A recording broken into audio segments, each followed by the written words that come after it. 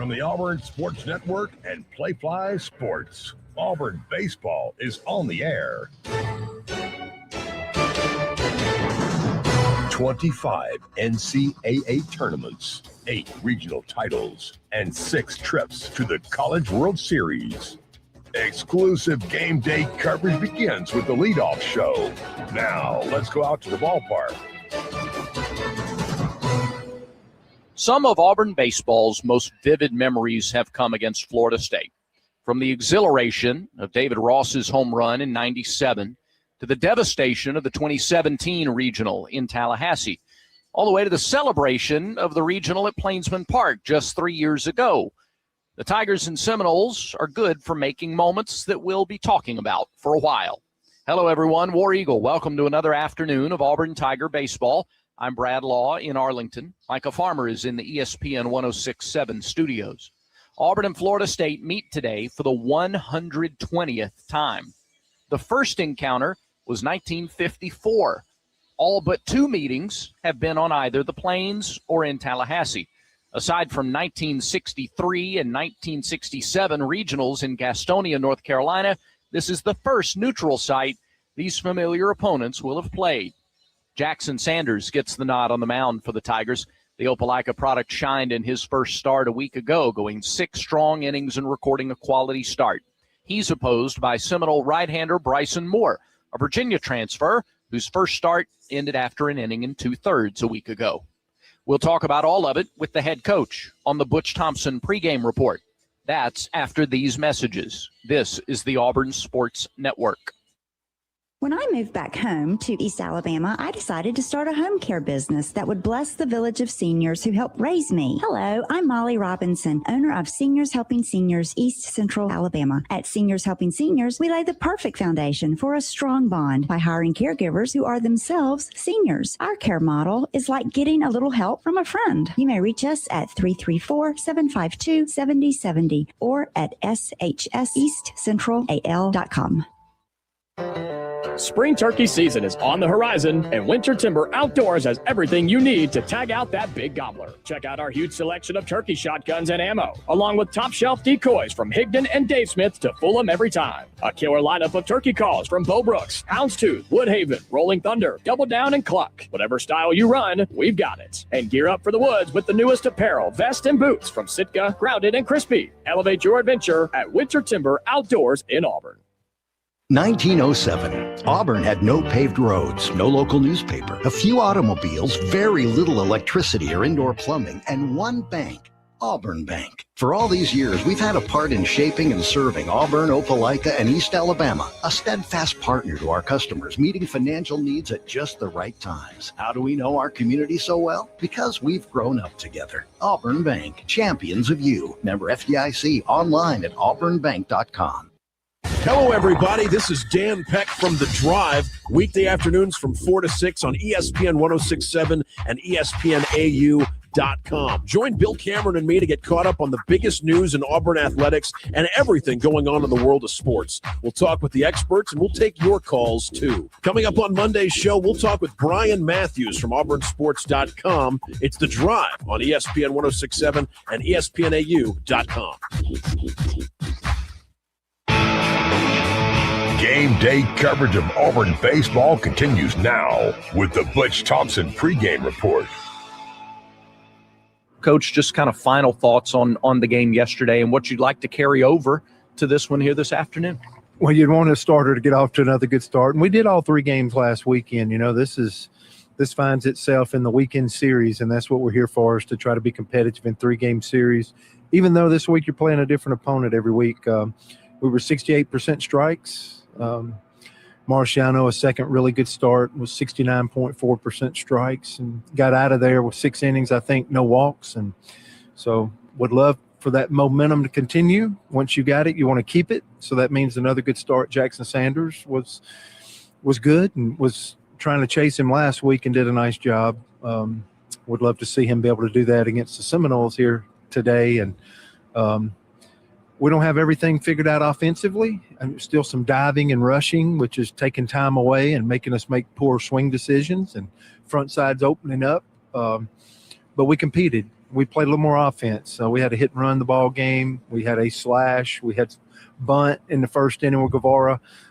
We're going to have to force and push and play a little more offense here until we can keep our front sides closed down and we start returning energy from which it comes from, which is the middle of the field. We still are not being able to show off power. We got a group of guys that just front sides off and just hadn't really got going offensively yet. And, hey, we could get going offensively today and still not win a baseball game. But at least last night there was a spirit and a willingness to take some risk on the bases, and some of it worked out, some of it didn't. But nonetheless, we found a way to get the leadoff man on 5 times and score 5 runs in the game. What do you need to see from Jackson today? What does he need to do particularly well against this Florida State lineup? Yeah, they'll have some speed. Number one, Williams can really fly. Bailey, the first baseman, is real power. On paper, it's 2 really good teams and that can do all the different things. You can run enough. You can bunt enough. You can absolutely go gap to gap. Big Park, we got a sinker ball pitcher, no doubt, even though it's left-handed and Sanders. Can he get beneath their barrels enough for them to hit the top half of the baseball and let our defense play? It's a big field. Keeping them out of the air, I think, could be to our advantage if they hit to us. You know, yesterday's game for us, we wound up late in the ball game having ground ball through, where we're just front sides opening up, but we're to the top of the ball. We need to be ready to play defense today for Jackson, because if he has his stuff set early in the ball game, it's going to require the defense to play. And but that's Jackson's style. I think the things for Jackson were it's limited him until now to get this opportunity to start is just being able to get games underway. You know, we let a starter off the hook last night, and he was vulnerable right there in the first inning. That's always a vulnerable moment for the starter. I think I'm just watching Jackson. You know, can he have his sinker set as early as possible and hopefully in that first inning to get out of it and get underway? Facing a right-handed starter for Florida State. What do you know about him? What are some of the offensive focus points against him today? Yeah, last night we wanted righties to get on the plate a little bit more with that sinker slider. Same thing again tonight, very similar. So we feel like hopefully that's an advantage for us to try to kind of carry a game plan into a second day until we get to their bullpen. So I think very similar offerings, and if we can keep the mindset yesterday and keep that front side closed a little bit and dictate a little bit instead of being dictated to, maybe we can pick up where we left off. I asked you this before we recorded. Do you see a difference in Bristol Carter, not to undermine last year, but in what he's bringing to his approach to the game in his second season at Auburn? I thought Gabe did a great job putting him in the leadoff last night. We needed to create more offense. We needed the action on the bases. Bristol provided that. I think he got 1 hit, but when you add a couple of walks in there and he gets on base and he steals and was able to score when they tried to throw behind at third base, he just created some havoc. I do think we saw a glimpse last night. Can that be consistent for a season? But I do think for whatever reason, more comfort, maturity, whatever you want to call it, discovering identity, it feels like we felt that all fall, that he's further along than he was last year within our program. And hopefully that second year should pay off. That's development, that's comfort, him finding his identity. And, at least for a night, we can wave the flag. That's what it looks like, and that's your contribution and how you can lead our offense. And hopefully he runs with it. Looking forward to watching your guys out there. All the best today. War Eagle. War Eagle. Shop RV Roadway's live inventory now. Fresh arrivals, ready to go, priced to move. Get real show pricing and weekly specials on new and used RVs at both Alabama RV Roadway locations in Calera and in Opelika. Shop live online now at rvroadway.com. Take life on the road with RV Roadway, where we sell RVs for less. Experience and knowledge from the pros. Russell Do-It Center at Building Supply. Russell Building Supply is your hometown home improvement store. You'll find what you need when you need it. And as a Russell Rewards member, you'll be in the know about monthly specials and exclusive offers. Russell Building Supply, East University in Auburn, across from Cary Creek Publix. Experience and knowledge from the pros. Russell Do it center at Building Supply. When game day hits, you want to be right where it matters. Close to campus, close to the action, and close to your college student. At the Residences at Arbor Lake, you get the perfect space to cheer, visit, and make every trip feel like a homecoming. Offering easy access to campus and a relaxing getaway whenever you visit. Call 334-521-7290 for more information about the Residences at Arbor Lake, a 55-plus apartment community. Score comfort, score convenience, score your home court at the Residences at Arbor Lake. War Eagle, this is Auburn baseball coach Butch Thompson.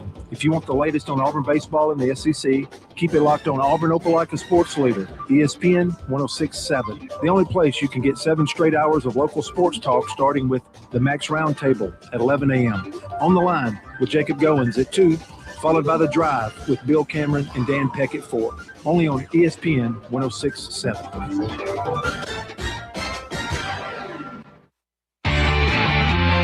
Counting it down to first pitch. Time for the Yellowwood starting lineups, presented by Great Southern Wood, makers of Yellowwood pressure-treated pine. If it doesn't have that yellow tag, you don't want it. Getting closer to game time in Arlington, we will start the Yellowwood starting lineups with Florida State. The Seminoles are 4-0. Link Jarrett is in his 4th season already as the head coach at Florida State. When Auburn went to Omaha in 2022, Jarrett had taken Notre Dame there. The Irish were there that season as well. That offseason, he got the job at Florida State and has been successful there. So far, they're 4-0 on the season, and here's what their lineup looks like. Braden Dowd is the left fielder and the leadoff hitter. Batting second is the designated hitter, Noah Sheffield. Miles Bailey plays first base and hits third. The cleanup hitter is the shortstop, Cal Fisher. Hunter Carnes does the catching. He'll bat fifth. Hitting sixth at third base, it's Gabe Frazier. Brody DeLamelier is the right fielder, and he will hit seventh. Hitting eighth is Jace Estes. That's a familiar name to Auburn fans. Estes plays second base, hits eighth for the Seminoles. He makes his second start of the season here this afternoon. And the center fielder, Chase Williams, rounds out the order. Again, for Florida State, it's Dowd, Sheffield, Bailey, Fisher, Carnes, Frazier, DeLamelier, Estes, and Williams. Now for your Auburn Tigers, 4-1 on the season. Butch Thompson in his 11th season as the coach of the Tigers. Bristol Carter scored 3 runs yesterday. He starts in center field again, and he's leading off. Batting second, and in left field, it's Bub Terrell. Eric Guevara gets the nod at third base here this afternoon. He'll hit third. Chase Freilich catches and bats cleanup. Up in the 5-hole today is the second baseman, Brandon McCrane. Logan Gregorio starts as a designated hitter. His first start in a handful of ball games. He'll hit sixth. Batting seventh and drawing his first start of the year at first base, it's Caden Combs. Cade Ballou is in right field again. He'll bat eighth. And Ryan Farber gets the start at short. He rounds out the order. Again for Auburn, Carter, Terrell, Guevara, Freilich, McCrane, Gregorio, Combs, Ballou, and Farber. Some new pieces in there at the bottom of the order for the Tigers. Auburn collected 11 hits in yesterday's ball game. They are still looking for the first extra base hit of the weekend. And we are finally zeroing in on the first pitch of this one. The game before this one, Michigan and Louisville, went about 3.5 hours. And so they pushed this game time back. That's why we're getting a later start today, but we're almost set to go. When we come back, we will set the Auburn defense. Auburn is the home team in today's game, and so Florida State will bat first. We'll set the defense behind Jackson Sanders, tell you more about the lefty out of Opelika, and get this game going. Thanks for making Auburn baseball a part of your Saturday afternoon. It's almost game time. One final pregame timeout, and then it's baseball time from Arlington. This is the Auburn Sports Network. Journeyman Electricians. Are you happy where you're working right now, or are you just putting in the time? If you're ready for something better with steady work, real benefits, and a company that values your skills, ACCS and Plumbing is now hiring a journeyman electrician. Earn $23 to $40 an hour, depending on experience, plus Blue Cross Blue Shield insurance, paid holidays, 401k, and a paid vacation after just 90 days. This isn't just another job. It's a chance to build a long-term career with a growing company that respects your trade. Visit accsauburn.com for more information. Are you disabled, unable to work? Perhaps you have a condition or an impairment that is making it increasingly difficult to do your job. I am Deborah Mitchell, a registered nurse and an attorney. At Grossman Law Firm, my staff and I have over 40 years of combined experience in the medical and legal fields. We have helped thousands of people just like you. We have 2 locations to better serve you, in Auburn and Valley. Give us a call today and let us help you. No representation is made that the quality of legal services performed by this attorney are better than those performed by other attorneys.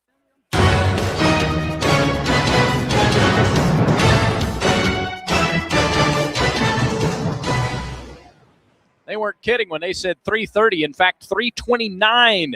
First pitch, Jackson Sanders starts Braden Dowd with a strike, and we are off and running from Arlington. 0-1 the count.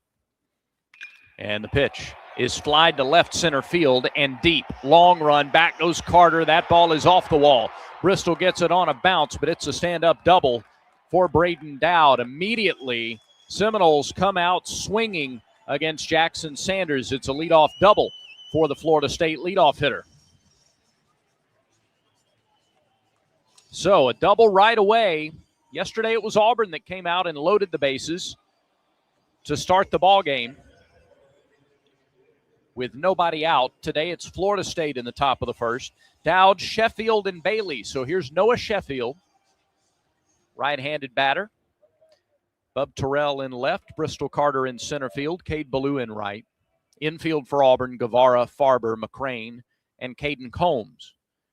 Here's the pitch, swung on and missed. Sanders got him to swing early at a slider, and it's 0-1. Sheffield 7 for 11 on the season. Dowd now 8 of 17. Top of this order, pretty potent for Florida State. Pitch to Sheffield, swung on and missed. Same pitch, slider coming into the right-handed batter, and he missed. 0-2. A lot of Florida State fans here. More Auburn fans than last night's game. But Florida State, probably about 40 or 50% more than the fans in orange and blue. 0-2. Ground ball to second. Diving stop by McCrane, but it's under his glove and into short right field. Base hit for Sheffield. Run scores. Dowd is in from second, and 2 batters into the ballgame. Florida State has a 1-0 lead. They were playing Sheffield to pull, so McCrane was shaded towards second base. He tried to dive to his left. He did, and he knocked it down, but he didn't come up with it cleanly. He still had to get up and go pursue it back towards short right field about 7 or 8 feet. And Dowd scored easily on the play. Sheffield is at first. So 2 batters, 2 hits for Florida State to start the ball game, and the Seminoles lead 1-0. Pitch. That's lined into right field for a base hit. First pitch swinging. Bailey tees off on it. Singles to right. They're at the corners with nobody out. Florida State has read the scouting report. They know Auburn throws strikes. And they've gone up there hacking away. They have 3 singles, 1 run, and they're at the corners with nobody out. This is a Florida State team that scores 10 runs a game. They've scored 40 runs in their 4 games. They're batting .360 as a team coming in. A lot of doubles, only 4 home runs, so it's not like they're playing gorilla ball out there, but they can spray it all over the yard, as we have seen. Sheffield with his 6th RBI of the year. Bailey with his 6th hit. He's now 6 for 12 on the year. And they're taking advantage of Jackson Sanders here early. Sanders with 6 innings a week ago, a run on 2 hits. Pitch. Missed outside and low to Cal Fisher, the shortstop, 1-0. That's the first ball Sanders has thrown. Fisher's 7 for 15 on the year. He's driven in 8 runs. That's the most on the team. Out of Deerfield, Wisconsin, right-handed batter, the pitch. Swing and a drive, foul left side. He hit that up into the 4th deck, but well foul. Evens the count at a ball and a strike. Tough start here for the Tigers. Sanders off the left side of the rubber, plants and fires, swung on and missed. Beautiful changeup. Had Fisher golfing for it, and a count of ball and 2 strikes. First pitch weather forecast presented by Jackson Services. When your comfort quits, Jackson Services shows up. Heating, air, and plumbing done right the first time. It's 72 degrees, climate-controlled, air-conditioned inside Globe Life Field. Here's the pitch. Popped up on the infield, left side. Who wants it? Guevara at third. Yeah, dances with it a little bit and then catches it right in front of Farber on the left side, directly between second and third base. Second and third base. And there's an all-important first out. Fisher is retired, and Hunter Carnes, the catcher, comes to the plate. Sheffield at third, Bailey at first. 1 in, 1 out here in the top of the first inning. Jackson Services, by the way, family-owned since 1973. Call Jackson Services today and feel the difference. Sanders' first pitch. Down and in, a slider, missed to Carnes. 1 ball, no strikes. Jackson Services delivering comfort, creating trust. It's another cool day in Arlington. Temperatures upper 50s, low 60s, and windy outside. Retractable roof here, closed. Pitch. There's a strike. He threw the slider for a called strike to Carnes. Get the idea the Seminoles wanted to see him throw it for a called strike before they swing at it more.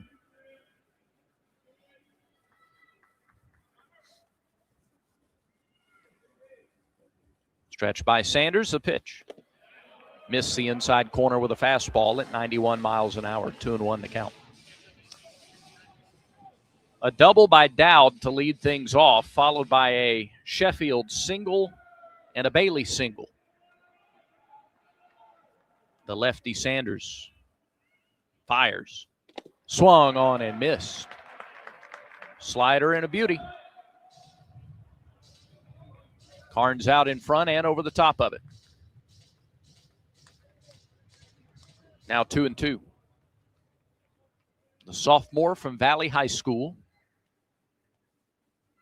From the stretch, looks home and delivers. Swung on and missed, strike 3. Slider has been the money pitch now that Sanders has settled down a bit. And there's 2 away here in the first. Gabe Frazier, the third baseman, to the plate. 6 for 14 on the year, a double, a triple, and an RBI. He's a lefty. And in the same way, and I know Auburn won the game last night, but just in the individual first inning, Kansas State had to feel good that they only allowed 1 run the way the game started. If Auburn could keep Florida State off further here in this first inning, it'd feel like a bit of a win. Here's the pitch. Frazier takes it low and outside, ball 1. Both teams are going to try to get into the bullpen. Auburn feels like it's got a few more bullpen pieces available than Florida State today. Florida State also missing a guy that would have ordinarily made this start, dealing with an illness. Here's the pitch. Swung on and missed. Fastball up. Frazier couldn't catch it. 1-1. Trey Beard is a senior left-hander for Florida State. He's missed the first 2 Saturdays of the season with an illness. Sanders, 1-1 to Frazier. Swung on and missed. Late on the fastball again, and now it's a ball and 2 strikes. Frazier, 6'2", good-looking left-handed hitter out of California. 1-0 Florida State here in the top of the first. Pitch clock down to 4. Sanders delivers. And it's hit on the ground into right field. A base hit with 2 strikes on a 1-2 pitch. It's an RBI single to right for Frazier, and it's 2-0 Florida State. Threw him a fastball, tried to get it in on the hands, and Frazier was still able to pull it. So Frazier drives in his second run of the season, and Florida State's second run of the game. 2-0 Seminoles in the first. What's the stat about getting the leadoff man on base? You average 1.8 runs per inning when you do that. And Florida State has plated 2 here in the first. Now the 7th man to bat in the inning. DeLamielleure, first pitch to him is a strike, 0-1. Brody DeLamielleure, 4 for 14, 2 of those 4 hits, homers. He has a double as well. He scored 3 runs, so good power. And he lines that one up the middle for a base hit. Rounding third is Bailey. Throw is going to come into third. And it's an RBI single for DeLamielleure, 3-0 Seminoles. First 3 in the inning reached. They've all come in to score. Frazier around to third. DeLamielleure drives in his 4th run of the season.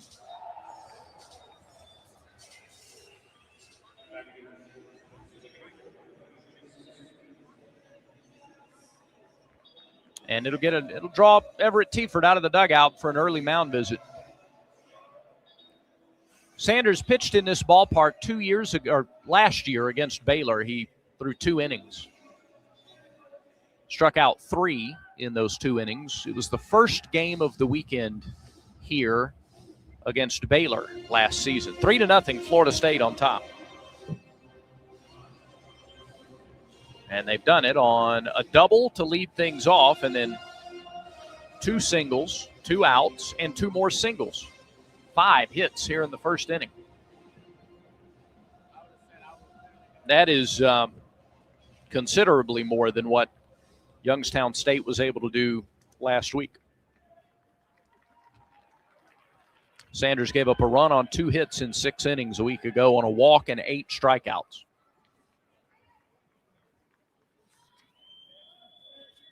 Here, 3 runs on 5 hits, and Jace Estes is the batter, and pitch goes all the way to the backstop, bounced up. It's a wild pitch and another run for Florida State, 4-0.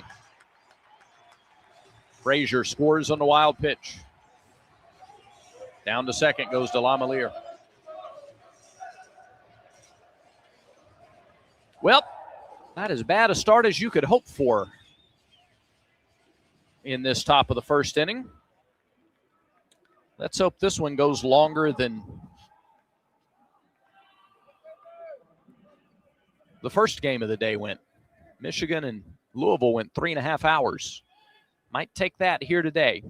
Here's the pitch. There's a strike at the knees, 1-1 to Jace Estes. 5'10", sophomore second baseman. He is the younger brother, the youngest of 3 Estes brothers. Jay played at Auburn 2017, 2018. Pitch. Called strike on the outside corner. 1-2. Estes getting his second start of the season.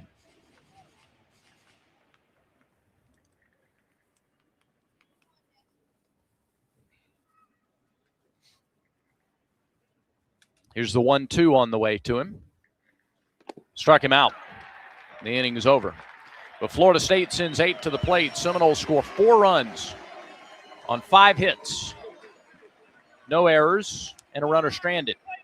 Time to get the bats going early. Tigers trail 4-0 as they come to bat for the first time after you hear this. Looking for a fulfilling way to spend your retirement? What about some extra cash to spend on the grandkids or donate to charity? Hello, I'm Joe Robinson. My wife Molly and I own Seniors Helping Seniors East Central Alabama, and we may have a place for you on our team. You can be a hero and a new best friend to a fellow senior. Our in-home care services provide a way for all seniors to give and to receive. Details and application online at shseastcentralalL.com.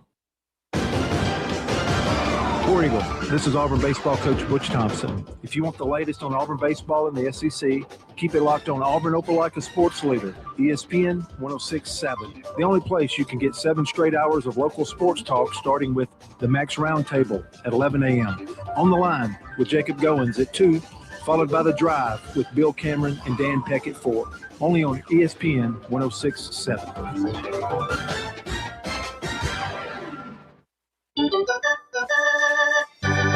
Back to the ballpark for more Auburn baseball. Florida State has given starter Bryson Moore 4 runs to work with as he goes to the mound for the first time. Carter, Terrell, Guevara, the first 3 due up for Auburn. Dowd in left, Williams in center, DeLamielleure in right. Along the infield at third, it's Frazier. Fisher at short. Estes at second. At first, it's Bailey. Hunter Carnes does the catching, and Bryson Moore, a junior, a transfer from Virginia. 6'3", 215, junior right-hander. First 2 years at Virginia, he was in and out of the lineup. He was injured a good bit last year, appeared in just 7 games, and he's been in and out of the starting role throughout his college career so far. Last week against James Madison, he went an inning and 2/3. Gave up 3 runs on 4 hits, 2 walks, and 3 strikeouts. And the first pitch to Bristol Carter is in there for a strike, a fastball at 93. To right-handers, fastball, slider, and a 12-6 curve. He's got a splitter and a changeup, but he doesn't. He throws those less than 5% of the time to right-handed batters. And the other 3 pretty evenly mixed. Fastball, slider, curveball. Bristol Carter 1 for 3 yesterday, 2 walks, 2 stolen bases. He scored 3 times. And he takes a ball low, 1-1 the count. 4-0, Florida State, bottom of the first. Mark Winters is your home plate umpire. Casey Moser is at first. Our buddy Seth Buckminster at second base. We see him a lot in SEC play. And Matthew Anderson is at third. Carter takes a curveball for a strike on the outside corner, and it's 1-2. Moore works almost exclusively away to right-handed batters. Rarely does he come to the inner half of the plate. So Auburn's hitters want to try to get on the plate. Here's the pitch. He just missed a little bit low with a fastball. The catcher, Carnes, thought he had him. Carter took it. It was over the plate. It was just a little bit low. All right, Auburn's leadoff man trying to get it started here in the bottom of the first, trailing 4-0. Here's the wind and the pitch. Little tapper, left side, tough play. Moore fields it, no throw. He'll just pick it up, put it in his pocket. Bristol Carter, a flash up the first base line. He's safe with a swinging bunt. He didn't intend it to be a bunt. It was a slow roller up the left side. It's effective, though, as he's on base to start the bottom of the first. Auburn got the leadoff runner on base 5 times yesterday against Kansas State, and they scored in those 5 innings. In the innings in which they did not get the leadoff man on base, they did not score. Here's Bub Terrell, a couple of hits yesterday. 9 for 22 on the young season for the sophomore left fielder. Moore works from the stretch. Big hole on the right side. Carter bluffs going, and there's a first pitch strike to Terrell, 0-1. Now, you might see the splitter. You might see the changeup to Terrell. He started him with a fastball. He does pitch lefties a little differently. Bub, a homer and 4 RBIs to start the year. Right side of the infield open pitch. Down and in with that slider. Back foot, nowhere close. And it's a ball and a strike. Florida State in the traditional road jerseys. Gray jerseys, gray pants. Garnet numerals and letters with gold trim. They've got the garnet hats. The FSU logo. Throw to first. Carter is back. He stole 2 bases yesterday, so they're going to pay close attention to him at first. Auburn wearing the navy blue jerseys and white pants. Script Auburn in white across the front of the jersey. The orange Nike swoosh. Navy blue batting helmets. 1-1 pitch. Nope. Instead, another throw to first. And again, Carter's back standing. Sonny DeShera coaching at first base. Carl Nonemaker at third, as usual. We're glad you're with us here. Tough start, 4-0 Florida State, but virtually the whole game to go. So settle in. Been a good day for Auburn Athletics so far. Really good day for Auburn Athletics so far. Moore works off the left side of the rubber. He pitches and misses high. 2-1 to Bub Terrell.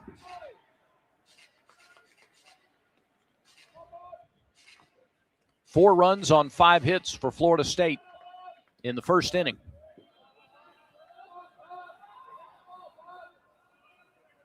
Carter gets his lead. Terrell takes it high.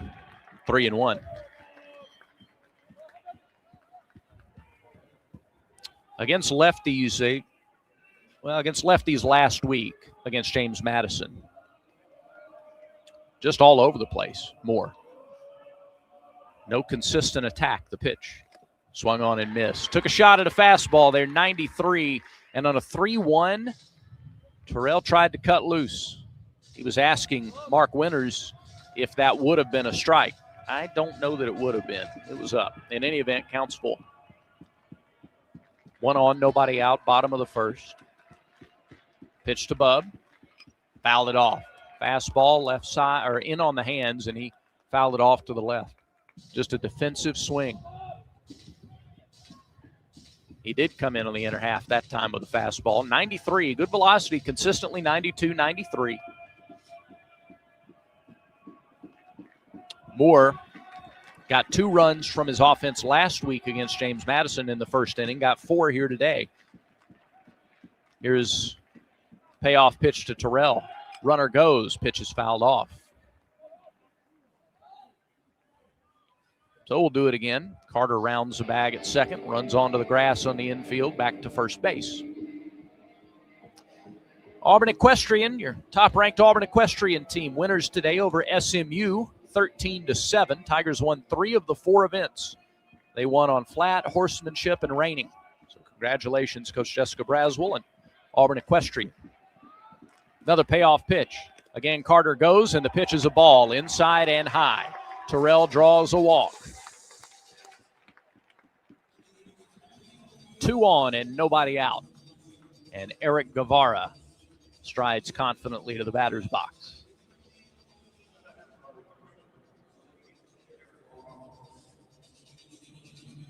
Great to have you with us on ESPN 106.7 in the Auburn-Opelika area. Soggy start to the day back home. Also glad to have you with us on the Auburn Athletics app and the In the Booth feed on YouTube. First pitch to Eric Guevara, low and outside, ball 1.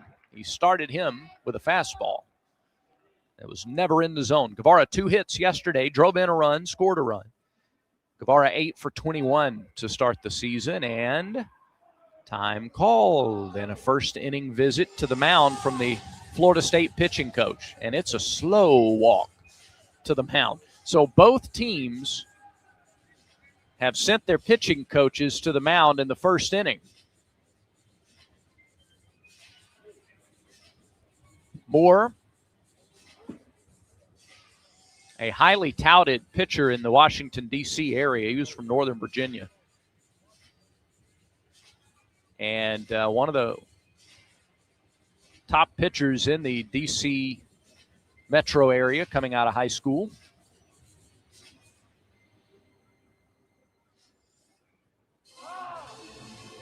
Just struggled to stay healthy, stay in the starting rotation at Virginia.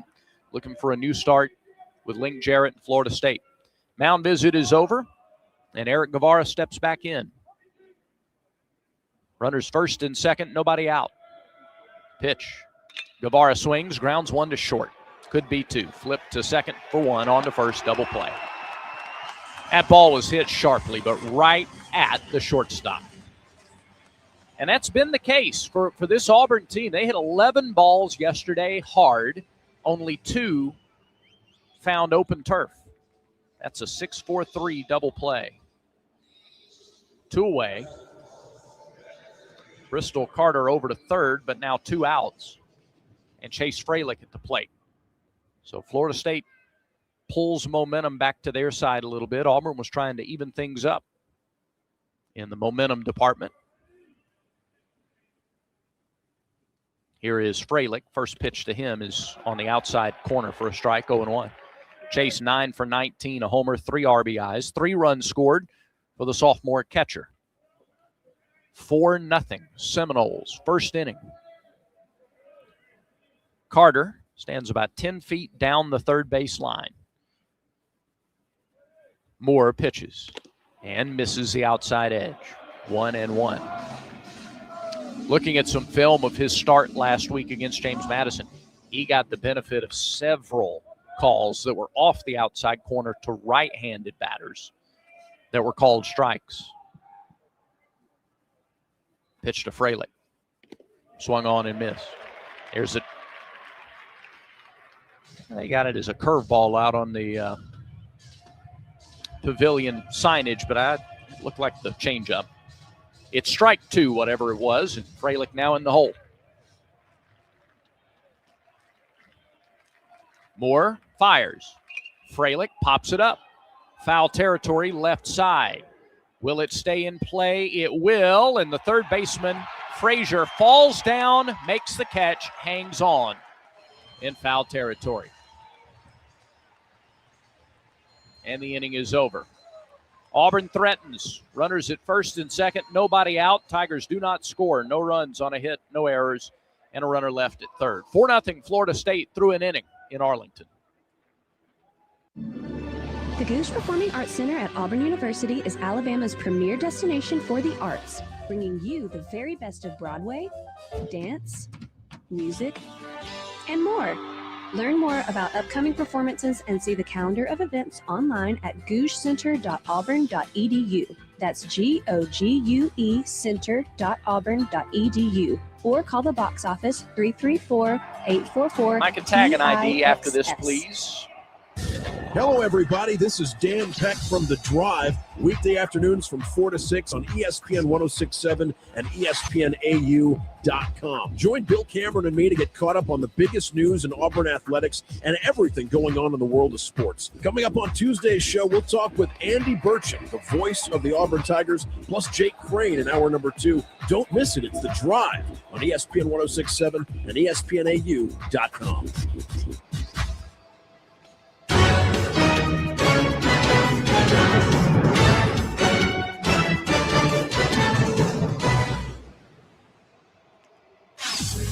ESPN 106.7, WGZZ HD3 Waverly, and W294AR Auburn Opelika. Florida State scored 4 times in the first inning. On 5 hits, they sent 8 men to the plate. So we get ready to start the second. Jackson Sanders, 25 pitches. He threw 20 strikes. And that's in line with what the coaches want, but he got way too much of the plate with those 20 strikes. So 9-1 and 2 hitters, Williams, Dowd, and Sheffield. Williams is from Elmore. He's a state of Alabama product. Good speed. He swings and misses. First pitch breaking ball, 0-1. Third baseman Guevara in on the grass, and he stays there with 1 strike. Williams can flat out fly. 2 hits. 2 RBIs. He scored 5 runs. He's stolen 2 bases on the year. He grounds 1 foul over toward the Florida State dugout. Seminoles in the third base dugout. Auburn in the first base dugout is the home team. And now Sanders out in front of Williams, 0-2.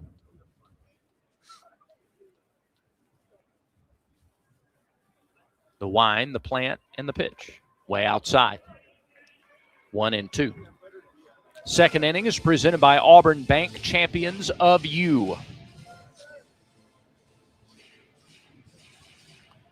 Auburn basketball hosts Kentucky tonight. That's a 7 o'clock broadcast, a 7:30 tip at Neville Arena. Pitch. Ground ball to short. Glove there by Farber. Long throw, low throw, but Combs handles it just fine. And Williams grounds out for the first out of the inning. Back to the top, and Braden Dowd, who doubled and scored last inning.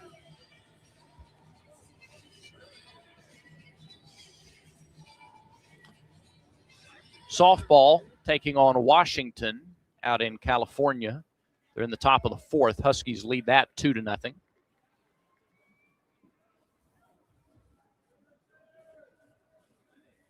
Here's the pitch. Missed outside to Dowd. 1 ball, no strikes. Men's tennis defeated Florida, shut out Florida to win its SEC opener back home at the Yarborough Tennis Center. Here's the pitch. Swung on and missed. Off speed, and Dowd was out in front, 1-1. Women's tennis a winner at Florida. Tigers ranked number 1 in one of the polls this week. Jordan Szabo, women's tennis on a roll. They defeated Florida in Gainesville to open conference play today. Backdoor breaking ball to Dowd, misses inside, and it's 2-1 to the Florida State left fielder.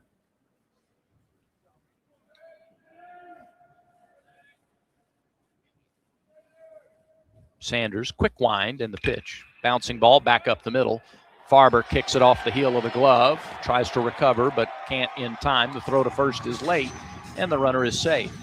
He hit it hard, straight up the middle. Farber was playing him to hit it that way. Still, he had a long way to go, running to his left, and the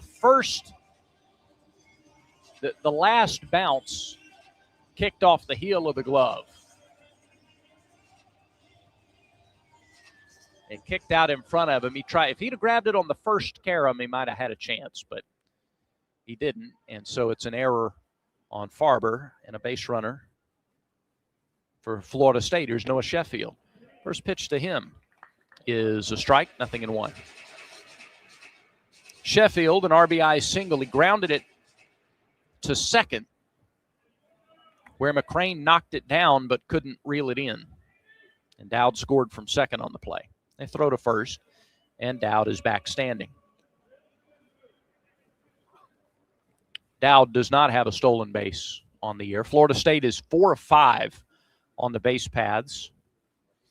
Teams are 5 of 5 against them. Pitch to Sheffield, pulled, foul into the Florida State dugout. So it's 0-2. Sheffield's hit last inning came with 2 strikes. 2 of their 5 hits last inning came with 2 strikes. Right side of the infield, almost totally open. Here's the pitch. He takes it low and outside for ball 1. Sheffield, 8 for 12. 7 runs scored, 6 driven in.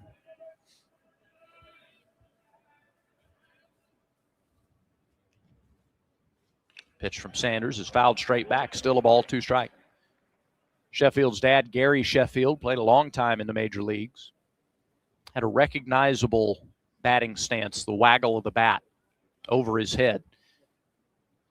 Noah's isn't exactly the same, but there's a similarity there. Stretched by Sanders, looks to first and comes home. Called strike 3. Slider, top of the zone, called third strike. Sheffield is down on strike. 2 away in the second. Strikeout number 3 for Sanders. The K counter presented by Kia of Auburn, where you're always number 1. Here's Miles Bailey. A single and a run scored last inning. He's now 6 for 12 on the year. The top 4 guys in the order, 440 or above on the young season. And on base percentages hovering around 500. First pitch low to Bailey, 1-0. Going to need offense today. Don't know how many times you can put a 0 up against this group. We thought that, though, about Kansas State. Kansas State had come in and scored 57 runs in their 4 games prior to yesterday. Here's the pitch. Low and inside, 2-0 to Bailey.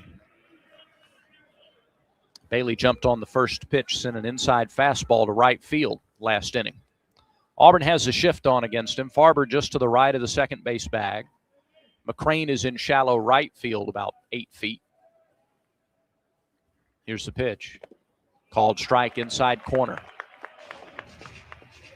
Threw him a breaking ball that broke back over the edge. 2-1. 2 outs, runner at first. 4-0 Florida State here in the top of the second.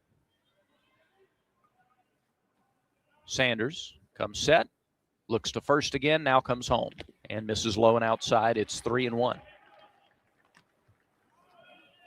Hitters count to the number 3 hitter, Miles Bailey. 6'4", left-handed hitting sophomore from Tallahassee. Bright white batting gloves for Bailey. Sanders' 3-1 offering is a strike at the knees. 3-2. Bailey looked like he was taken all the way there. Sanders has been heavy on the breaking ball since that first inning. They got to him. They got to his fastball pretty good the first 3 or 4 batters.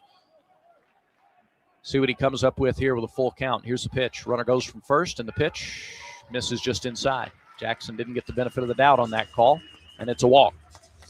So Bailey has been on base twice. Florida State with multiple base runners in the second after scoring 4 runs in the first. First and second without the benefit of a hit.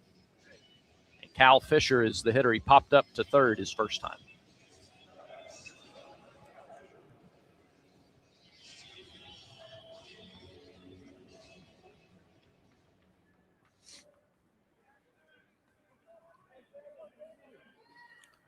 Sanders trying to work through this second. Pitch. Swing and a miss by Fisher. Went after one in the dirt.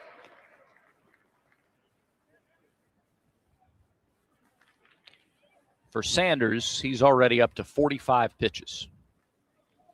And we're in the second. Sophomore fires. Swung on and missed. Same pitch, same result. Breaking ball, diving down, and Fisher could not hold up. See if he sticks with it. Tries to sneak a fastball by him. Sanders looks, deals, swung on and missed. Strike 3. And that'll do it for the inning. So Sanders, 2 more strikeouts. He gets out of some trouble. No runs, no hits, 1 error, a walk, and 2 left. A lot of pitches for Sanders through the first 2 innings, but he puts a 0 up here in the second. 4-0 Florida State. Bottom of the second inning, straight ahead. At Affordable Comfort Cooling Systems and Plumbing, we believe our work is more than just AC and plumbing repairs. It's about serving people with integrity and care. As a Christian-owned company, we take Colossians 3:23 to heart. Whatever you do, work at it all with your heart as working for the Lord, not for men. That's why at ACCS and Plumbing, we do the job right the first time and always stand behind our work. As a proud Ream dealer, we're committed to offering top-quality products and faith-driven values. Give us a call today or visit accsauburn.com to learn more. That's accsauburn.com. Alabama license number 12084. War Eagle, this is Auburn baseball coach Butch Thompson. If you want the latest on Auburn baseball in the SEC, keep it locked on Auburn Opelika Sports Leader, ESPN 106.7. The only place you can get 7 straight hours of local sports talk, starting with the Max Roundtable at 11 a.m. On the Line with Jacob Goins at 2, followed by The Drive with Bill Cameron and Dan Peck at 4. Only on ESPN 106.7.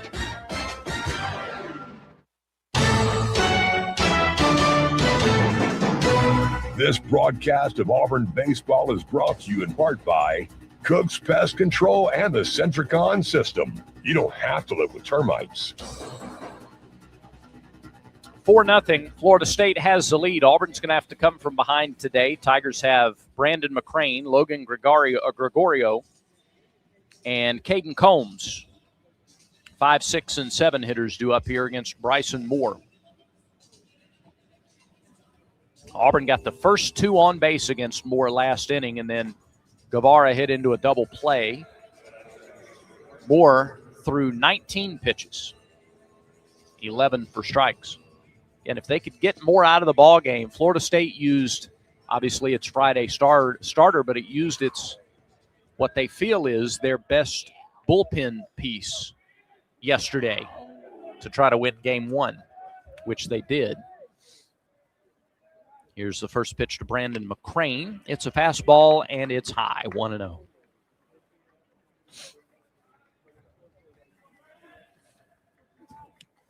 McCrane, a good start to the year. He's 5 for 10, 3 walks included. Got 2 hits yesterday, 2 for 4. He takes a strike, fastball, 92, back-to-back fastballs. First one was high. Moore brought that one down to even the count. It's a beautiful day outside, bright sunshine, blue skies. Can't see a cloud out the big windows here. 1-1. Called strike on the outside corner. 1-2. I'm not sure about that, but Carnes, the catcher, as he did last week against James Madison, does a really good job to frame. He steals, he probably stole a half a dozen strikes a week ago in the start. And there's a line drive base hit back up the middle. Boy, McCrane just sawed the field in half. No chance for Moore to make a play there, right back where it came from, and it's a leadoff single for McCrane. He's got his 3rd hit of the weekend, his 6th of the season.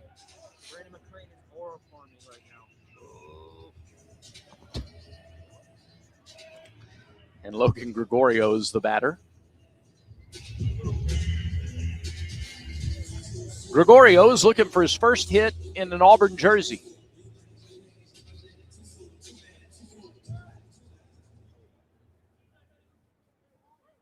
Left-handed hitter against the right-handed starter. McCrane gets a good lead, and the first pitch is a fastball through there for a strike. So far this inning, Moore is throwing the fastball to try to get ahead in the count.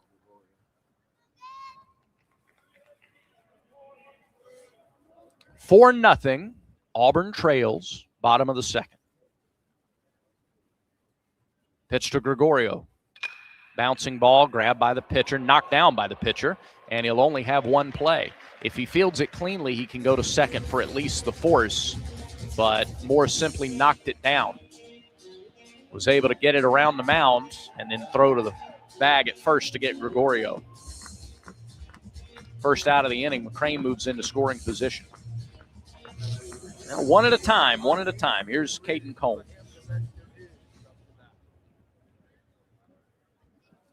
Combs gets his second at bat of the season. It's his first start. He's 0 for 1. Came into the Youngstown State Series as a pinch hitter. First pitch misses down and away. 1 ball, no strikes.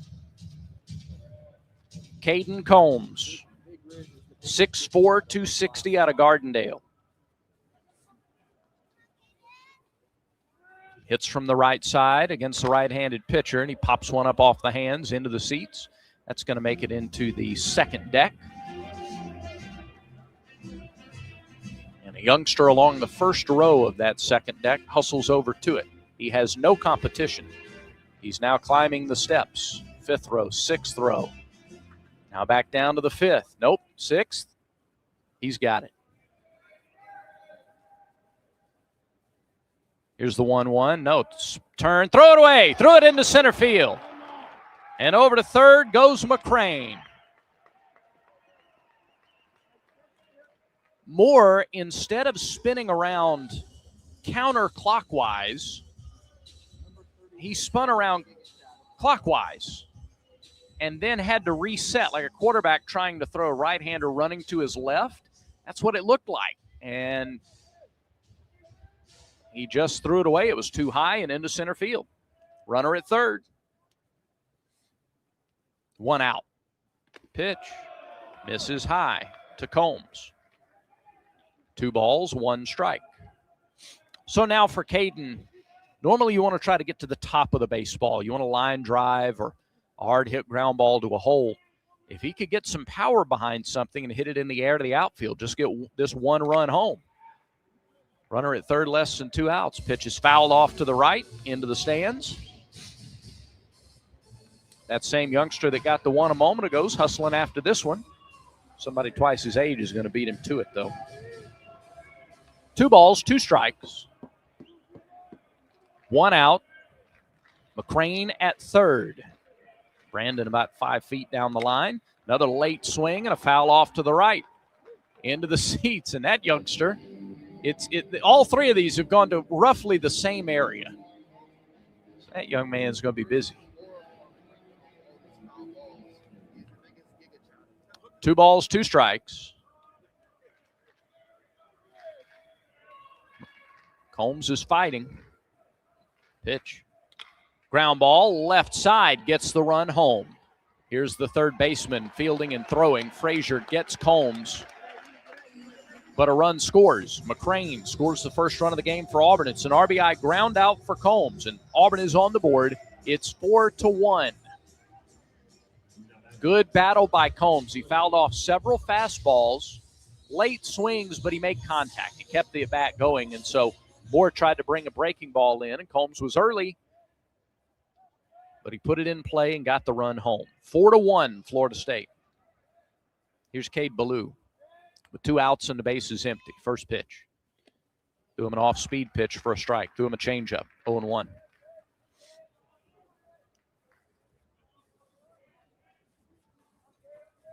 (4-1) Seminoles. Each team now with an error in the game.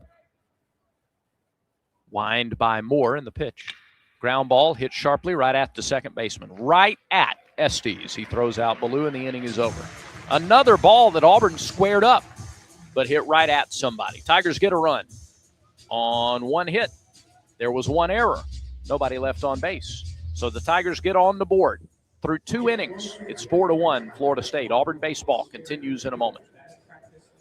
Did you know one of the most advanced screening and diagnostic imaging centers in the country is located right here in our community? Bridgeway Diagnostics is the first in the country to purchase GE low-dose 3D mammography and first in the entire region to bring you 3D breast ultrasound. First to bring you artificial intelligence software looking behind the radiologist to detect irregularities. Ask for Bridgeway for all of your screening and diagnostic needs. Find out more at 2bridgeway.com. That's the number 2, bridgeway.com. Hello, everybody. This is Dan Peck from The Drive. Weekday afternoons from 4 to 6 on ESPN 1067 and ESPNAU.com.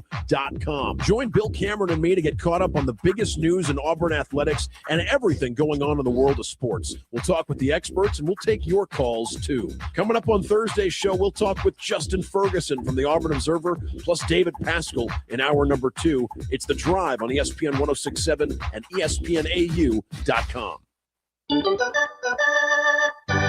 Back to the ballpark for more Auburn baseball.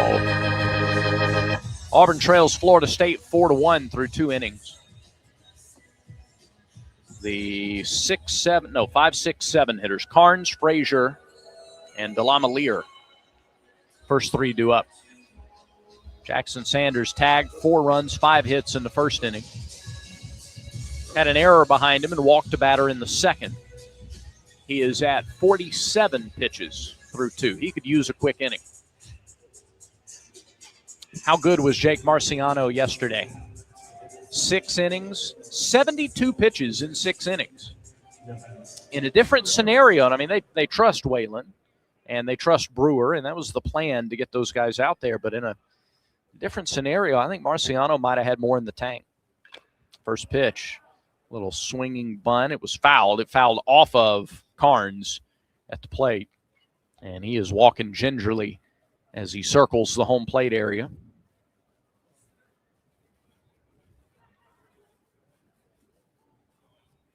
And give him a little extra time. He wears a protective shin guard on his left leg. As a right-handed hitter, that's his front foot. And it may have fouled off right at the top of that shin guard, which is one of the most tender areas on the foot. The Florida State athletic trainer out there, Link Jarrett's out there to look at him. He's got his name on the brace, on the straps that secure it. He's got an elbow guard, shin guard. He likes to get geared up at the plate and behind the plate. Yeah, that got him up just above the shin guard. Steps back in, pitch. He missed low. And it's a ball and a strike.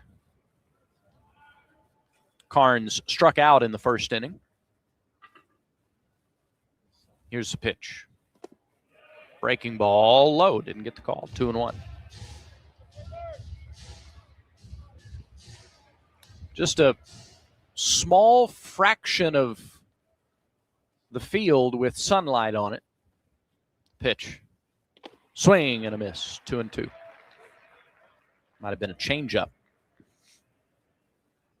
Just a few dots of sunlight on the field coming in through the windows beyond or on the left side, and one of those is on the mound. Pitch. Called strike 3. Backdoor breaking ball. And Carnes is caught looking. Second time he has struck out. 1 away in the third. 5th strikeout for Sanders. K-Counter presented by Kia of Auburn, where you're always number 1. Jet Johnston has just gone into the Auburn bullpen. He's going to start doing some stretching. He's not throwing, but he's going to start stretching.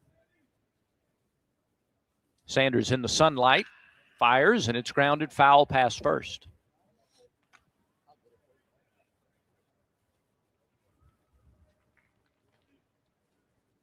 Just a little trail of those sunlight pockets. Looks like dominoes lined up in a train. From the mound into left field. Sanders delivers. He flinched, but he didn't offer at it. Pitch missed low and outside. Gabe Frazier, the hitter. 1 ball, 1 strike to him. RBI single for Frazier. He came around to score a run on a wild pitch in the first inning. Out of Huntington Beach, California. Lefty-lefty matchup, the pitch. Missed down and in. 2-1. So Frazier fouled off the first pitch. Sanders then missed low and away, and then low and in. Top of the third, 1 out, nobody on. 4-1 Florida State. Pitch. Swung on and missed. About a 3/4 swing at a slider down. 2-2. Last meeting between these two teams was at the Auburn Regional 4 seasons ago. 2022. It was game 2 of the Regional. Pitch. Fouled away, got a piece of it. Just off the end of the bat. Still 2-2. Auburn won that game on a Saturday at Plainsman Park, 21-7. Brooks Carlson homered. Sonny DeShera homered and scored 5 runs in the game. Cam Hill homered in that game for Auburn. Here's the pitch. Up and in. And now the count's full to Frazier. 120th meeting between the Tigers and Seminoles. They're in the 90s and 2000s. First the pitch. Swung on and missed. Got him with a change. Frazier way out in front. He's down on strikes. 2 up, 2 down here in the third. That's 3 consecutive strikeouts for Sanders.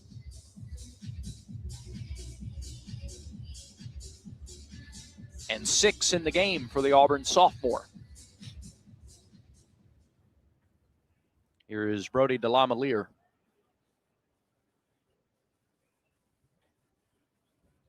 First pitch to him. Called strike. 0-1. You'd wear out Highway 431, and is it 27 or 29 between Auburn and Tallahassee? Auburn played there a lot. Pitch. Swung on and missed. 0-2. In 2008, these teams played a 4-game series with the first 2 in Tallahassee and the last 2 in Auburn. Pitch. Missed down and away. I may have that backwards. It's been almost 20 years, but they played 4 games, 4 days, and they split the series between Auburn and Tallahassee. Sanders with a 1-2 pitch, and he got him swinging.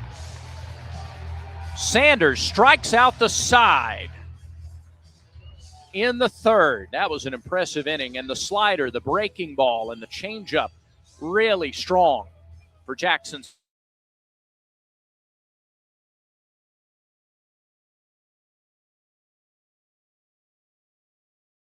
This.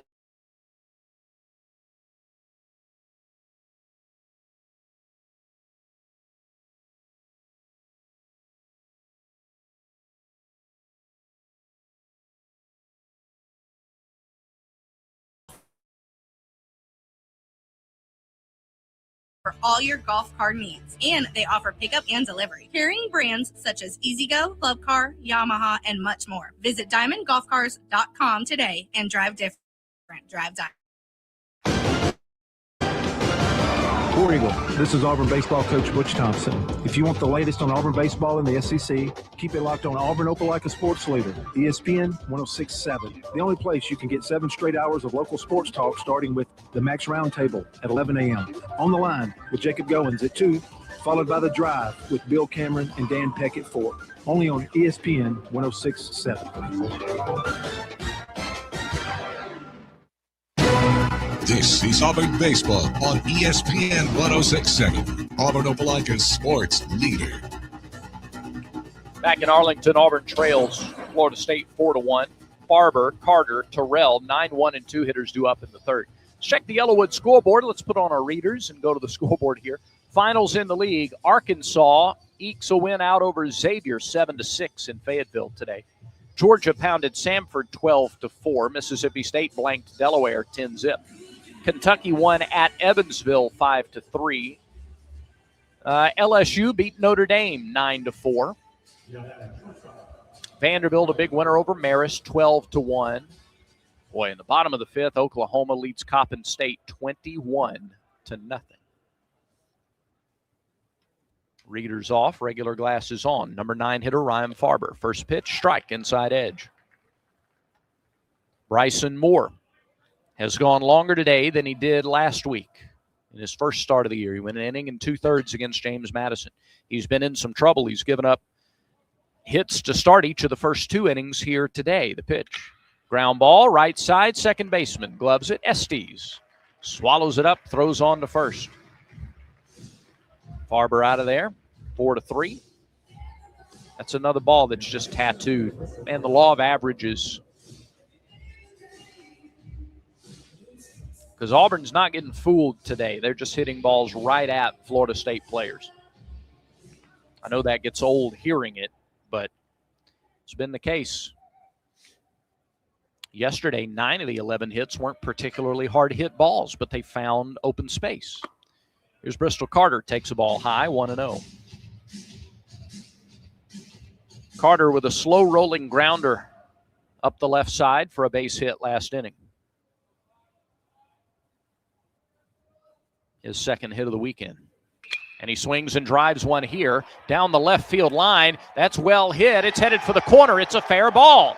And Carter has hit it out of the ballpark. It got out of here down the left field line. Oh, a home run, Bristol Carter. His first of the season. A solo home run. And it's 4-2, Florida State. Our view, for as good as the entire field is otherwise, we can't see the left field corner. You knew it was a good swing. It was at the knees, inner half. He kept his head down, full extension on the swing, and he's having a good time running the length of the dugout. And we lost the ball when it went into the corner. And the third base umpire, Matthew Anderson, signaled fair ball, but I didn't see him signal a home run. It's a home run for Bristol Carter, and it's 4-2. First pitch to Terrell is a strike, 0-1. Bub walked, was erased on a double play in the first inning. Pitch. Swing and a miss. He waited on that changeup, foul tipped it into the catcher's mitt. Bub's a little frustrated with himself. He had something to drive there. Be shocked if he gets that one again, but we'll see. The home run, 353 feet. Pitch. Terrell, and he tried to come back with a fastball. Bub was a little behind it, but he fouled it off. Still 0-2. So now he didn't catch the changeup, and he was late on the fastball. See what more comes to him with here. The 0-2 from the FSU right-hander. Miss low and outside. That was the cutter. A ball and 2 strikes. 353. I mean, it must have been right down the line. You take it how you can get it, right? It's a home run. Here's the pitch. Swing and a miss. Change up. Bub waited for it again. You could tell he was waiting back. He just couldn't quite catch it. So he's down on strikes, 2 away in the third. And it brings Eric Guevara to the plate. Guevara hit it sharply right at the shortstop. Started a 6-4-3 double play in the first inning. We're now in the bottom of the third. This game's an hour old. It has flown by. Pitch to Guevara. Started him with a strike, slide or curveball, 0-1. Again, he's about a third fastball, a third slider, a third curve. You get a hanger, you can do damage. Pitch. He missed the outside corner. This time his catcher didn't steal him a strike. 1-1 to Guevara.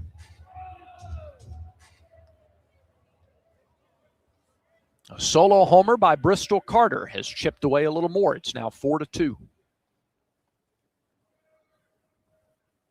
Now the wind and Moore's pitch. Ground ball, foul. over toward the FSU dugout.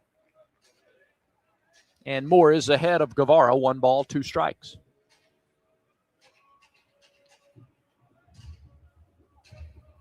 Some other scores on the Yellowwood scoreboard. Penn leads Texas A&M 1-0. They're in the bottom of the 8th. That's a day after A&M walked off Penn in the 9th, 1-0. Pitch to Guevara misses low, 2 balls, 2 strikes.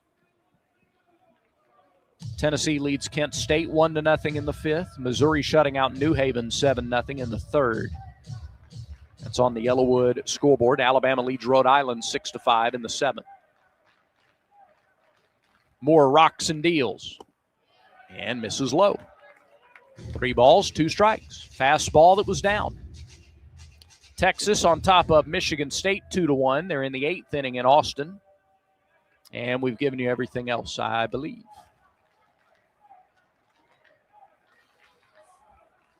Moore again from the wind to the plate. Swing and a miss. Guevara down on strikes. So after giving up the home run to Carter, Moore strikes out Terrell and Guevara. That doesn't happen much. And the inning is over, but Auburn gets another one back. The home run by Carter, the only hit of the inning. No errors, nobody left. We've played 3. It's now 4-2 Florida State. The 3rd inning was presented by the Vance Law Firm. At the Vance Law Firm, they say dial 3 for me, 334-333-3333. The 4th inning is next. Hey folks, this is Brody Thomas, General Manager at Winter Timber Outdoors. Spring turkey season is right around the corner, and we're cranking up the excitement with our Winter Timber Turkey Contest. From March 25th through May 8th, go chase that trophy long beard. Then bring your best bird straight to the store to get it scored. We're paying out for the top 5 birds. Whether you're after spurs, beard length, or straight up weight, we want to see what you harvest. It's the 2026 Turkey Contest at Winter Timber Outdoors in Auburn. For more information, visit wintertimberoutdoors.com. What's going on, everybody? Jacob Goetz here, host of On the Line on ESPN 1067. It's the show that tells you like it is and holds nothing back, and you better believe that I mean it. When we're talking about Auburn athletics plus the biggest sports topics in the country, give me a call 2 to 4 p.m. each weekday to be on the line and tell me what you have to say about the hottest topics in sports. That's On the Line from 2 to 4 p.m. here on the Auburn Opelika Sports Leader, ESPN 1067.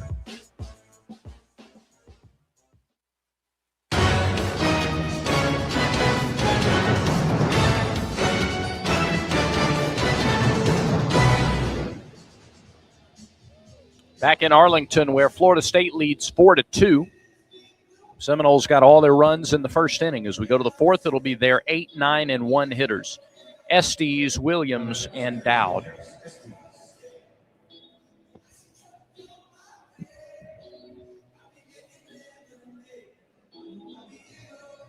Jace Estes, the youngest of the 3 Estes brothers from Crawfordville, Florida. Jay played at Auburn. Jacob played at Alabama. And the pitch misses low. 1 ball, no strikes. And now Jace at Florida State. 0 for 1 with a strikeout. He struck out to end that long 1st inning for Florida State pitch. Swing and a miss. Went after an off-speed pitch that was up. 1 ball, 1 strike.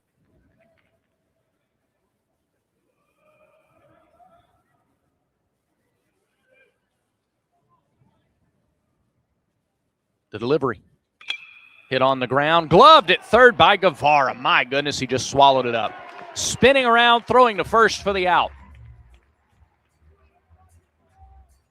Estes tagged that ball about as well as you could, going the other way with it, and Guevara was playing up on the edge of the grass. If he's not, then it very likely gets by him, but he was able to just smother it. That's our defensive play of the game, presented by Cook's Pest Control. The best defense for your home is Cook's Pest Control, the South's most trusted name in pest control since 1928, and the official pest control provider of the Auburn Tigers. 1 away for Chase Williams. Pitch to him, popped up, right side, foul ground. That'll reach the seats. Into the Auburn section of fans. About 4 rows back.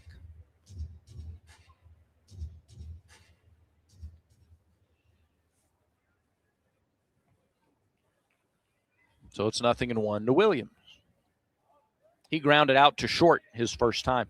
Now just 2 for 15 on the season at the plate. Corner infielders are in, and that is line to left. Terrell back first, now comes on and makes the running catch. Williams hit that ball hard. Both these teams are getting in some really quality swings.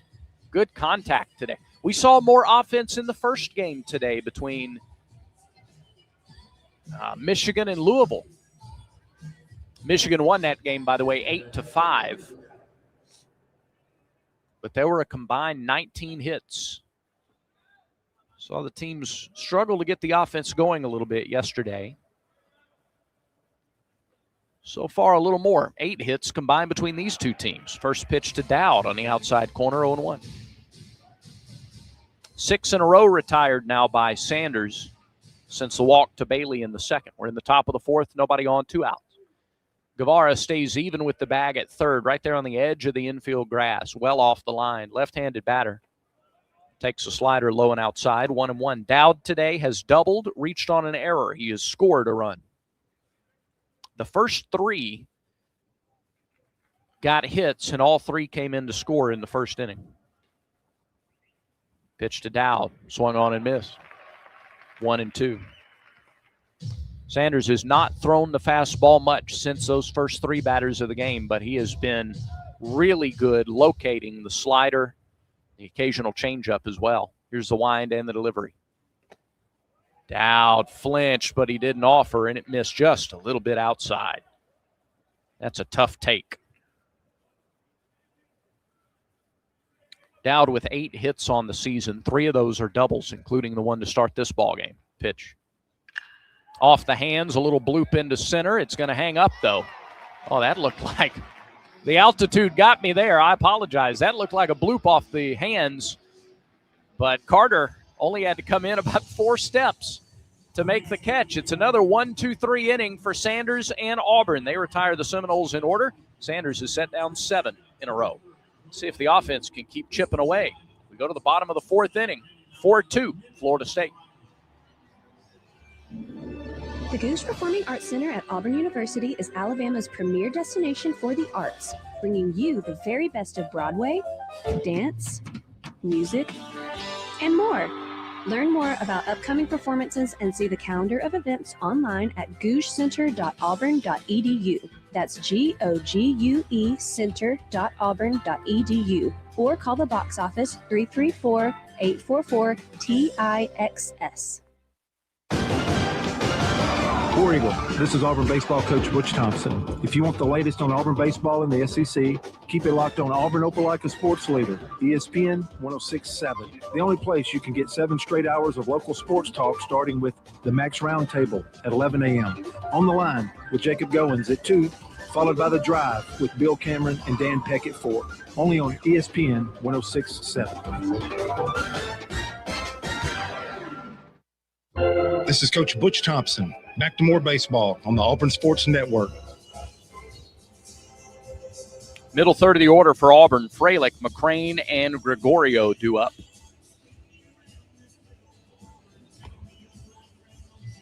This monstrous venue that Auburn has now played in 3 times.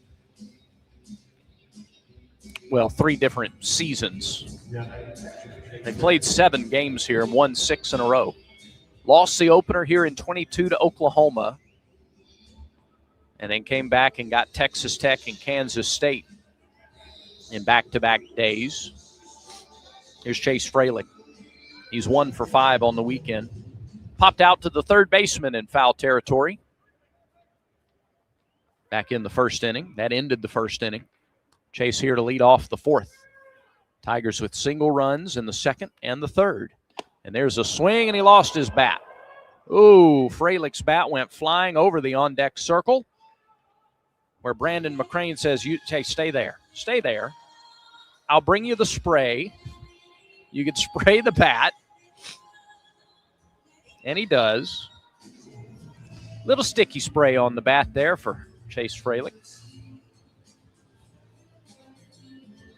Those of you watching on the in the booth cam on YouTube, we will do that. Somebody suggested we turn the camera around, show you the vantage point from the booth.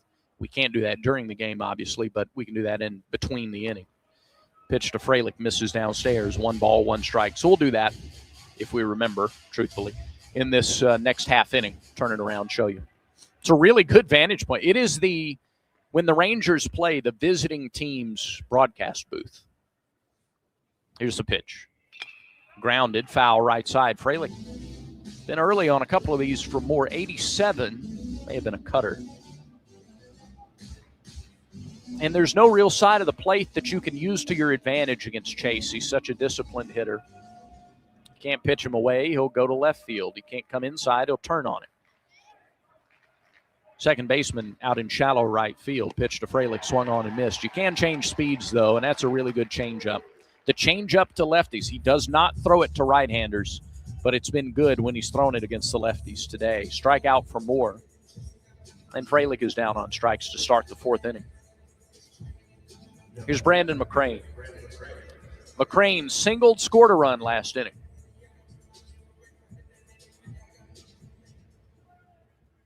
It's 4-2, Florida State, here in the bottom of the 4th. Pitch to McCrane. Little bloop, right field. That is going to get down. It short hops de la Melier. And it's another base hit for Brandon McCrane. He is torrid to start the season. 7 for 12 now and 4 for 6 on the weekend. Just keeps working his way up the batting order.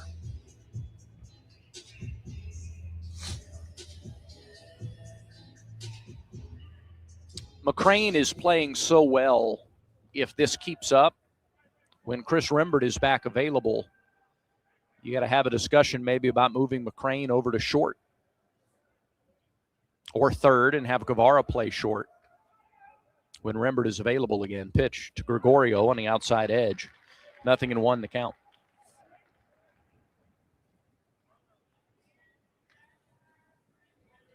Both of McCrane's hits today have been well struck. High exit velocity. Pitch to Gregorio. Called strike, 0-2. Logan grounded out to the pitcher his first time. Love to get him to move that runner over at the very least here. Give a chance for Combs with a man in scoring position. 1 out. Bottom 4th. Pitch. Gregorio, ground ball, base hit into center field, past the diving second baseman. McCrane hustles for third. Throw comes in behind him. It's not in time. Runners at the corners, 1 out, and Logan Gregorio has his first Auburn hit. Well struck ground ball up the middle. Maybe that'll get him going. He was out of the lineup the last couple of ball games. They put him back in today as the DH, and he just delivered. McCrane never slowed down around second. Now Caden Combs, the freshman. An RBI ground out his first time. Jet Johnston, by the way, has started to throw casually in the bullpen for Auburn. Very casually. Not even a set rhythm. And the pitch. Ground ball to the shortstop. It's a 2nd for 1 on to first, double play.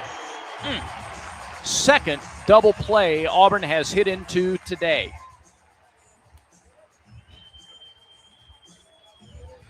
And the inning is over. So, I'll say this. That Auburn dugout continues to be fired up. They're into the game. They've got to be frustrated, but you wouldn't know it looking at body language right now. They are hitting more, and they're getting opportunities. It's a 2-run game through 4 innings. No runs that inning for the Tigers on 2 hits. No errors, and 1 left on base. Auburn baseball brought to you in part by East Alabama Health. With their spacious cancer center, patients can make cancer a distant memory instead of a distant drive. That's why East Alabama Health is Auburn's home field advantage. 4-2 Florida State through 4 on the Auburn Sports Network.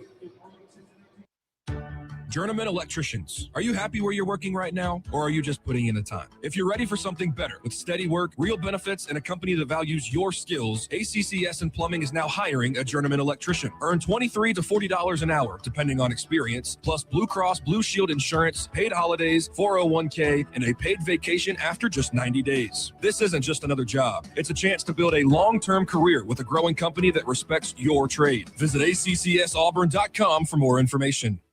Hey, this is Jacob Goins from On the Line on ESPN 1067. If you ever miss a part of the show from 2 to 4 p.m. in the afternoons with myself and Christian Griffin, you can catch up with the podcast anytime on our station website. Just visit ESPNAU.com and our podcast center, or download the Radio Alabama app. Never miss a minute of On the Line on ESPN 1067 with me, Jacob Goins, and Christian Griffin, live 2 to 4 each weekday right here on the Auburn Opelika Sports Leader, ESPN 1067.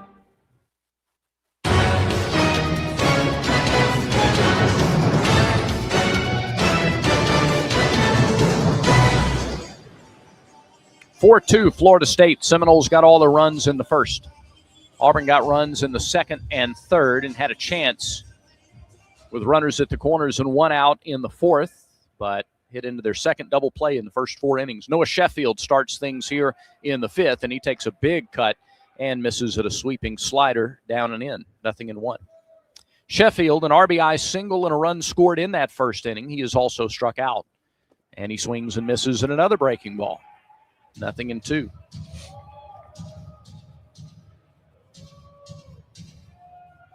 That off-speed pitch has been good to pitch. Swung on. Oh, he got a piece and it was in and out of the mitt.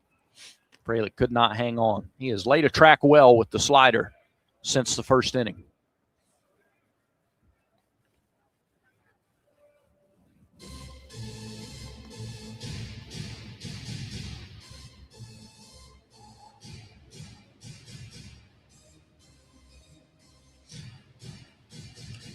Sheffield stands back in there. 8 hits on the season. Only a couple of strikeouts for the tall right-handed batter out of Tampa. Here's the pitch. It's hit hard, but foul left side. Look out. That got onto the overhang quickly and ricocheted back down into the seats. See a little bit of red out there. Could be Louisville, could be Nebraska. Nebraska and Kansas State play the last game of the day here. Pitch. Yeah, he tried to check his swing, and he could not do it. It is in the dirt. Fralick tags Sheffield. Boy, a wicked slider diving down and in on the back foot of Sheffield. He turned his body about halfway. Just couldn't stop. Another strikeout for Sand. That ball bounced up there. Bounced right behind the plate. Sheffield with the check swing into a deep squat. Strikeout Sanders, 1 away in the fifth. Here's Miles Bailey. Open stance for the left-handed batter. Big swing and a miss. There's a fastball that he threw by him. The fastball has almost become a secondary pitch for Sanders since that first inning, but he has spotted it well. Delivery off speed, swung on and missed. 75 on the changeup. 92 fastball, 75 change. And Bailey way behind it. So now, unless Bailey guesses right, Sanders could have him in between. Wind by Jackson in the pitch. Must have been a little bit outside. 1-2 to Bailey. He came back with the fastball there at 93. All right, we'll try again. The offering is lined right at the second baseman playing in short right field. The shift was on, and McCrane was 10 feet out into right field, and he caught the line drive. Without a shift, that's a base hit 100 out of 100 times. But the shift was on, and Bailey's out. 2 up, 2 down. That's 9 in a row retired by Sanders since the second inning. Bailey was the last guy to reach. Now it's Fisher. He's 0 for 2. He's popped up to third and struck out. First pitch to Fisher is swung on and missed. 0-1. Since the first inning, Sanders has walked one and has had one reach on an error since the 4 runs on 5 hits in the first. Pitch to Fisher. Swung on and missed. Strike 2. Sliders down, diving away from or diving toward the dirt. Fisher's gone after him both times.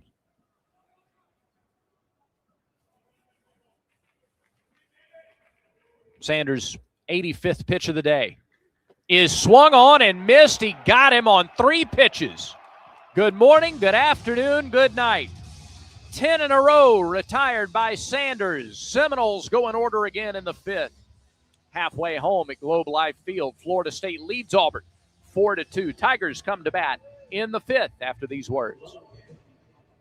Have you heard? If you live, work, worship, or attend school in Lee County, you're eligible to join the Max Credit Union family. With branches in both Auburn and Opelika, Max is here to serve you. A full-service credit union bringing members everything they need, including dividend-earning checking, home loans, business loans, insurance services, financial coaching, and much more. Max Credit Union is proud to serve Lee County. Come see us in Auburn and Opelika, or connect with us at mymax.com. Federally insured by NCUA, equal housing lender, NMLS number 410580. War Eagle, this is Auburn baseball coach Butch Thompson. If you want the latest on Auburn baseball in the SEC, keep it locked on Auburn Opelika Sports Leader, ESPN 106.7. The only place you can get 7 straight hours of local sports talk, starting with the Max Roundtable at 11 a.m. On the Line with Jacob Goins at 2, followed by The Drive with Bill Cameron and Dan Peck at 4. Only on ESPN 106.7. This is Auburn Baseball on ESPN 106.7. Auburn Opelika's sports leader.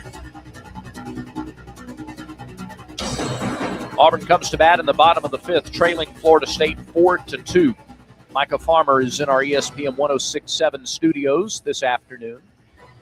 Auburn has Ballou, Farber, and Carter, the 8, 9, and 1 hitters, due up against the starter Bryson Moore.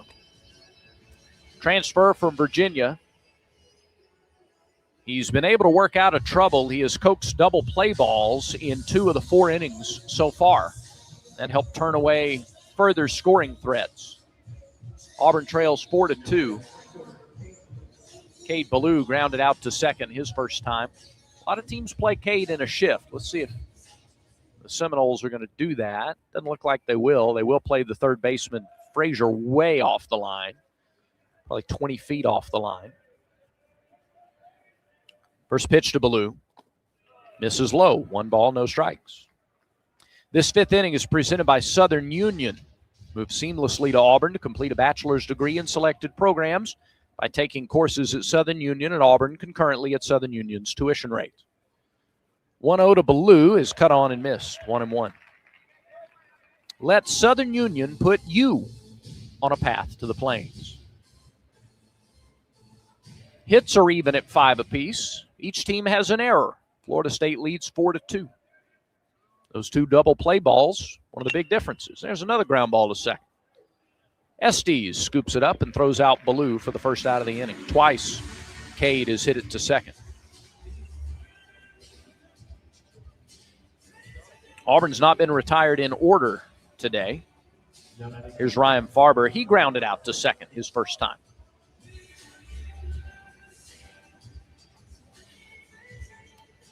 Both bullpens are working now. Jet Johnston continues to throw for Auburn. Florida State has somebody starting to loosen up.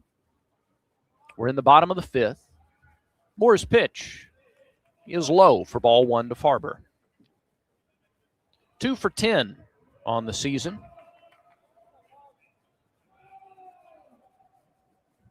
For the transfer from Texas State. Can't make out a number on the pitcher in the bullpen for Florida State. Looks to be a right-hander. Pitch to Farber. Way upstairs. Catcher Carnes had to come out of the crouch. 2-0. Moore's pitch count relatively low. He's only gone to 2 3-ball counts today. So he and Sanders have thrown a lot of strikes. Pitch to Farber, misses. High and outside, 3 balls, no strikes. Right on cue.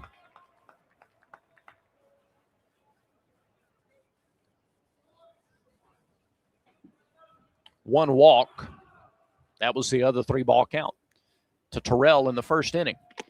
And he misses outside on the 3-0 to Farber, a 4-pitch walk to the number 9 hitter, who is now on base. Good speed on the base paths and good speed at the plate in Bristol Carter, who homered his last time. 353-footer down the left field line.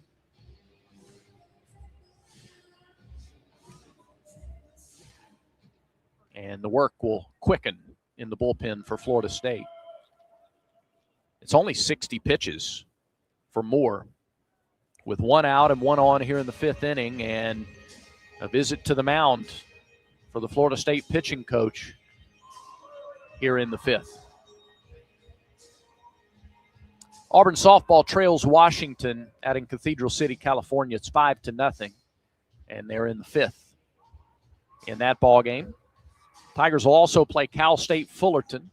Auburn run-ruled BYU late last night. That game started 10:30 or so last night, but nice bounce-back win, and that's going to do it. That's going to be the end of the day for Moore after his second walk of the game. And with Bristol Carter coming up, it's a pitching change for Florida State. They go to number 45, Cade O'Leary. So Cade O'Leary is the new pitcher as the lineup turns over. That was the second time through the lineup, so they want to give Carter a third look at Moore. Pepper Tree pitching change for Florida State. For a new level of taste, Tiger fans know it's got to be Pepper Tree. For the best wine selection, the finest cuts of meat, visit Pepper Tree in Auburn or Montgomery. Online, steaksandwine.com. We're back in 60 seconds as Florida State makes a Pepper Tree pitching change. The Goose Performing Arts Center at Auburn University is Alabama's premier destination for the arts, bringing you the very best of Broadway, dance, music, and more. Learn more about upcoming performances and see the calendar of events online at gougecenter.auburn.edu. That's GOGUE center.auburn.edu. Or call the box office 334-844-TIXS. When game day hits, you want to be right where it matters. Close to campus, close to the action, and close to your college student. At the residences at Arbor Lake, you get the perfect space to cheer, visit, and make every trip feel like a homecoming. Offering easy access to campus and a relaxing getaway whenever you visit. Call 334-521-7290 for more information about the residences at Arbor Lake, a 55-plus apartment community. Score comfort, score convenience, score your home court at the residences at Arbor Lake.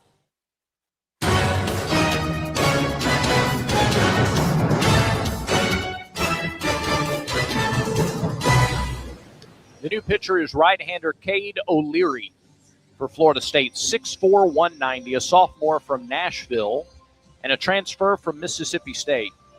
He has appeared in one game for Florida State this year, went 2 1/3 innings, gave up 2 runs on 2 hits. He walked 2, he struck out 4.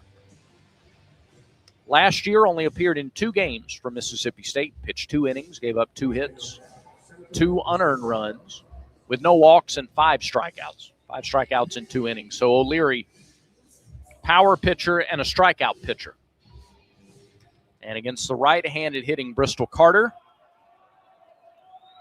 Link Jarrett trying to play the numbers here in the matchups. Right side of the infield wide open. Carter, first pitch to him is high, 92 on the fastball. It looked more explosive than that. Carter, a single and a home run. He's 7 for 13 on the year, and he has scored 4 runs here in 2 games this weekend, game and a half. Carter takes the ball high. Fastball 93. And just given the numbers, we don't have the full scouting report on O'Leary, but just given the stats, you'd think fastball heavy. Farber gets his lead at first. Pitch to Carter, shows bunt, pulls back, takes a strike. 2-1, and now he's seen a strike from the first Seminole reliever of the ballgame. Carter, the tying run. We're in the bottom of the 5th. O'Leary off the right side of the rubber. Quick pitch, line, left field. That is down for a base hit. Farber stops at second. Bristol Carter's 3 for 3. A single to left off the end of the bat. That was an 85-mile-an-hour slider. Bristol had to slow his swing down, and he lifted it off the end of the bat. Oh, wow. That's a really impressive. To stay down on that ball, a slider tailing away off the end of the bat, and he still yanked it into left field. First and second. 1 out. Farber in scoring position. Bub Terrell at the plate. 4-2 Florida State. Pitch to Bub. Down and in. Ball 1. You're not looking for a home run here, but a home run would give Auburn the lead. For Bub, you just find a gap or a line. First baseman Bailey playing about 8 feet off the line. Pitch is hit in the air. Left side, foul out of play, slicing into the seats.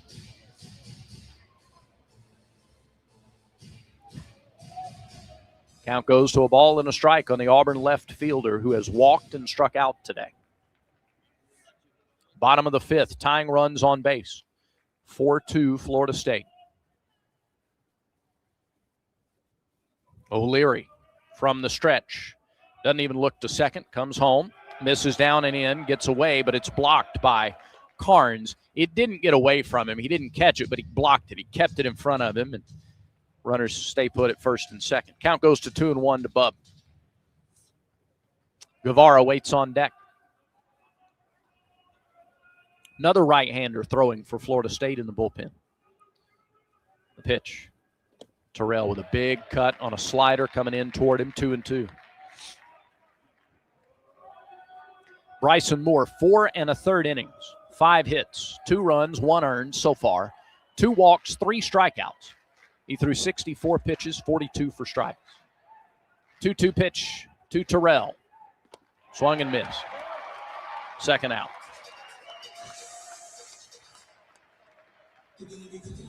And now here's Eric Guevara. It'll take a 2-out hit from E.G. if Auburn wants to keep this inning going and plate another run. 4-2. That was a slider down and in. Was not a strike by the time it hit Carnes' mitt. Johnston continues to throw for Auburn. Pitch to Guevara. Slider down and away, 1-0. 2 hours away from Auburn basketball on your radio or phone.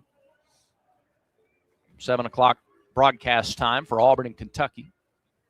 O'Leary's pitch. There's a strike. It's 1-1.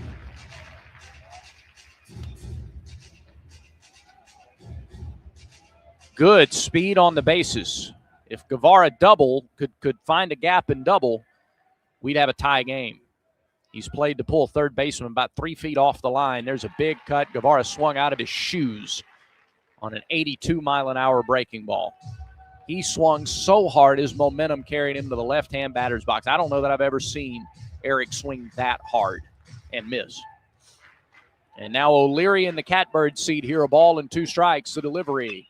It's hit up the middle, a base hit. Here comes Farber, he scores. Carter heads for third. The throw is not made to third. It's an RBI single for Eric Guevara, and the Tigers are within 1. It's 4-3.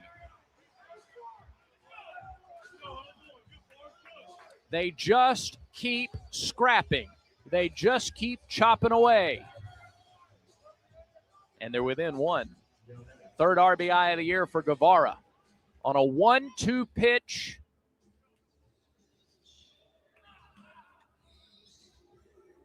A little above the belt, inner half.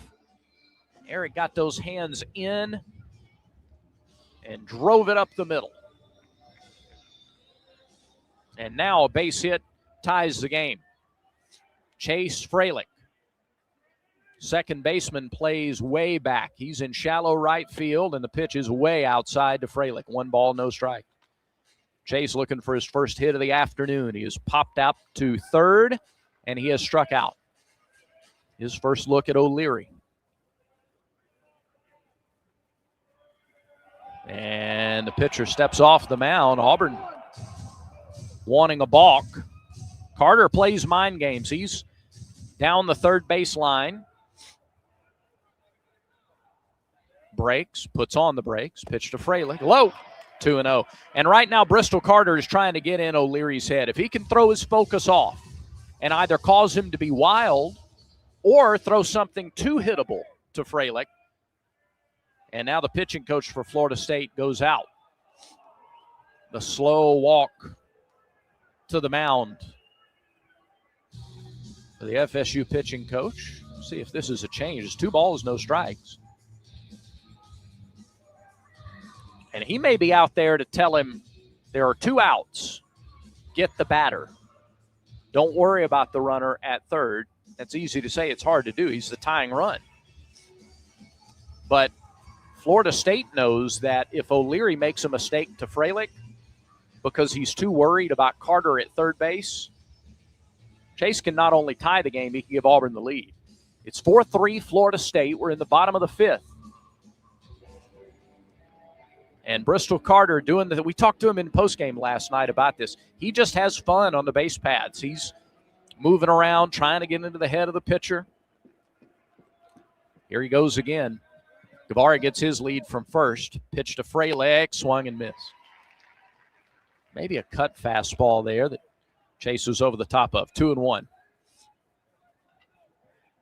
I think Chase guessed 4-seamer there on a 2-0 count. Carter extends down the third base line even more. Pitch, grounded foul, right side over toward the Auburn dugout. And after the mound visit, O'Leary's come back with back-to-back strikes to even up the count. 2 outs, 2 on, 1 in here in the 5th.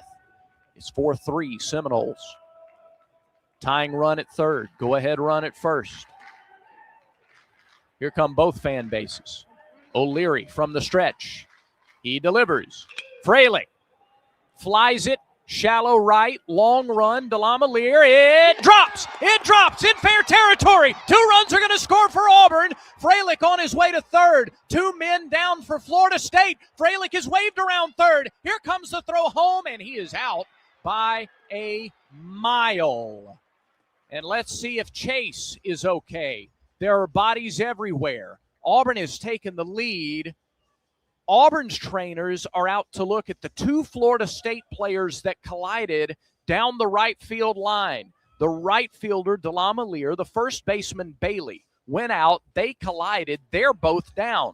Freilich was waved around third. He was thrown out by 5 feet at the plate, and he was slow to get up, but Chase is up now.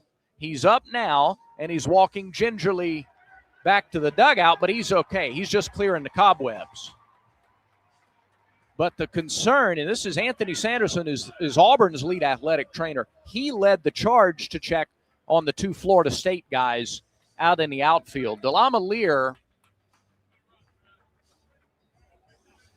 and Bailey, Delamalier kind of undercut Bailey, and they both went down.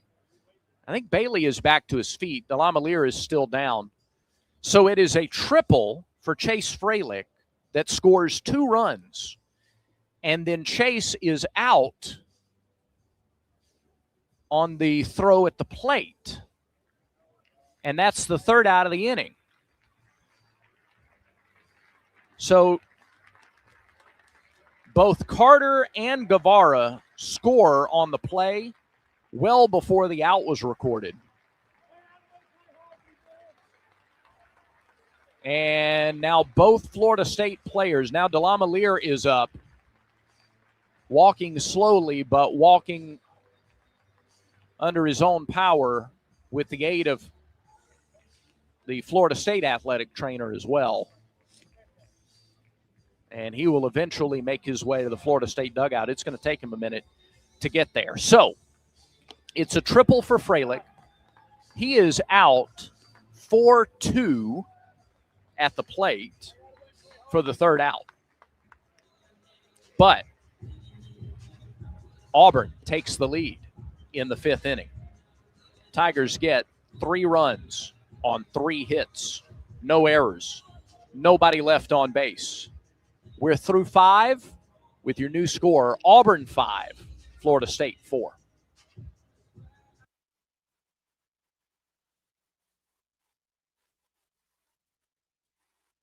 And the Auburn store is right off Opelika Road, closer than you think. With locations in Auburn, Birmingham, and Huntsville, they've been raising the bar since 2012 in golf car sales and service. Need a tune-up? Diamond Golf Cars is full service for all your golf car needs, and they offer pickup and delivery. Carrying brands such as E-Z-GO, Club Car, Yamaha, and much more. Visit DiamondGolfCars.com today and drive different. Drive Diamond.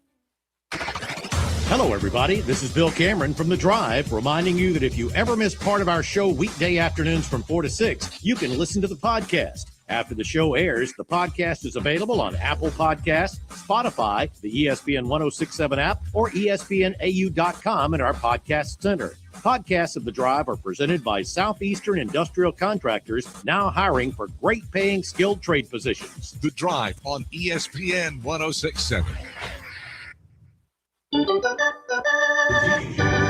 Back to the ballpark for more Auburn baseball.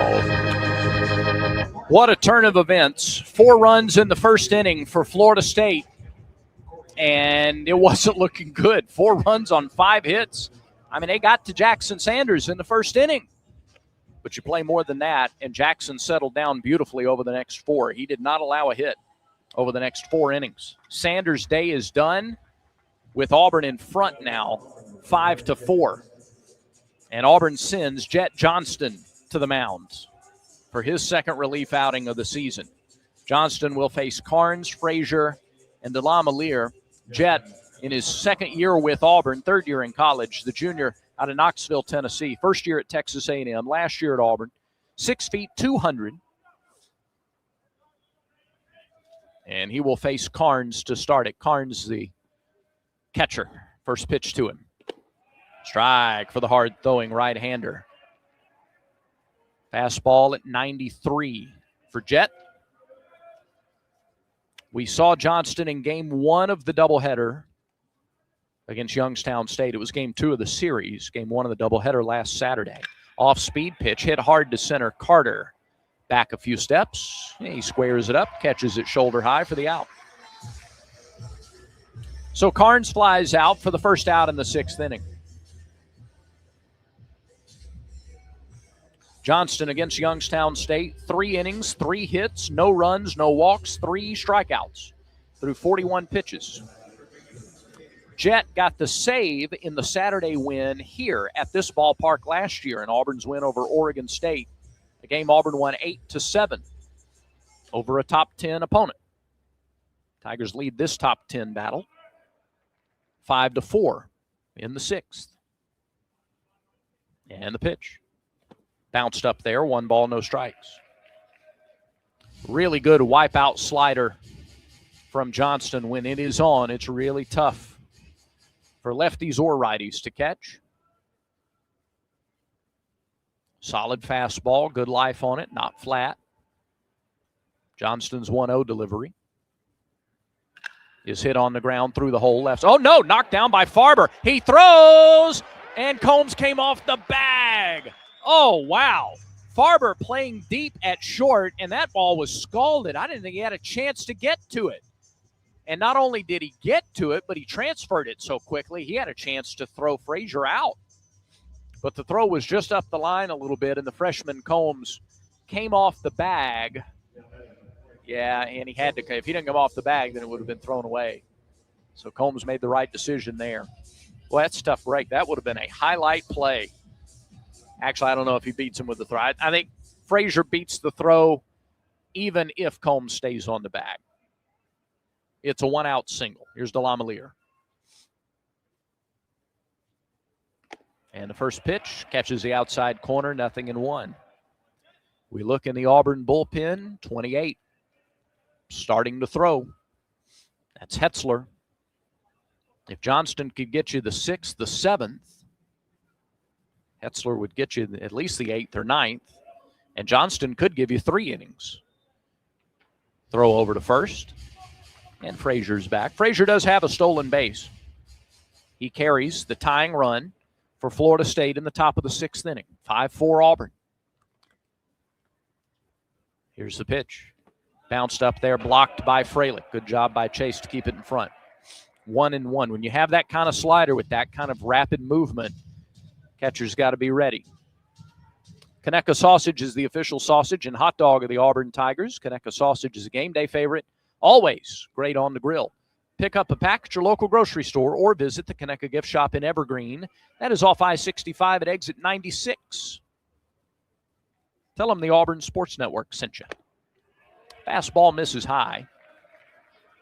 Delamalier, the right fielder, has singled and struck out.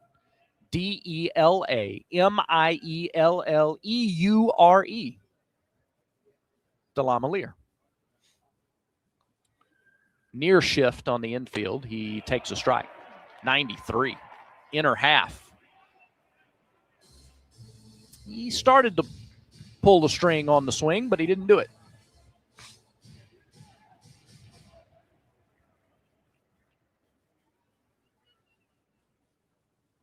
Johnston checks the runner over his left shoulder, now straightens up in the stretch. And deals. And it's hit on the ground to third, foul. Guevara went and snagged it just for good measure, but it was foul. And the count remains 2 balls, 2 strikes.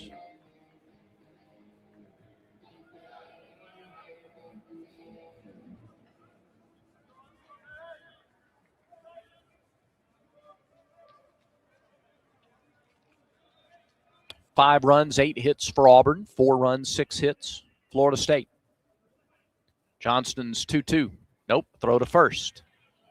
No tag applied there. Frazier stuck in the dirt a little to get, just for a blink of an eye to get back, but he got back there okay. Second baseman McCrane over near the bag. Leaves a big hole on the right side as they hold the runner on. 2-2.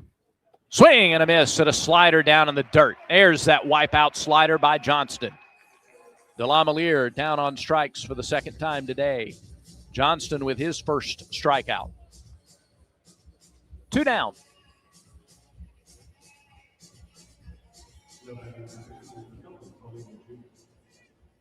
Sanders' final line, by the way, 5 innings, 5 hits, 4 runs, 1 walk, 9 strikeouts. 85 pitches, 62 for strikes.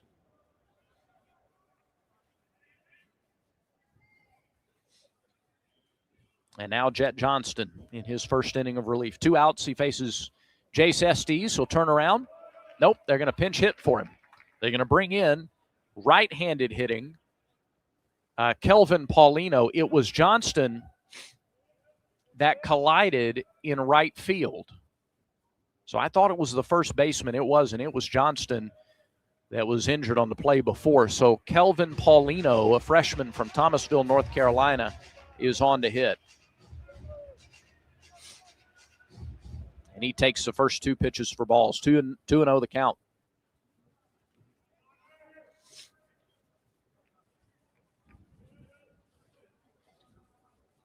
Righty-righty matchup. The pitch. Miss low. Pinch hitter coming in cold. He hasn't seen anything to swing at yet. Paulino is 2 for 3. He's played in 3 games. He has 3 at-bats. He has 2 singles in those 3 at-bats. So he's been a pinch hitter. Now for the 4th time. 3-0. There's a strike at the knees just to get me over fastball.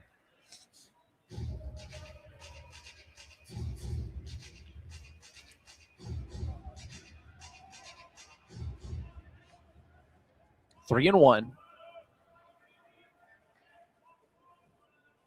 Johnston throws to first, and Frazier is back. The infield single by Frazier is the first hit for Florida State since Delamalier's RBI single in the first inning.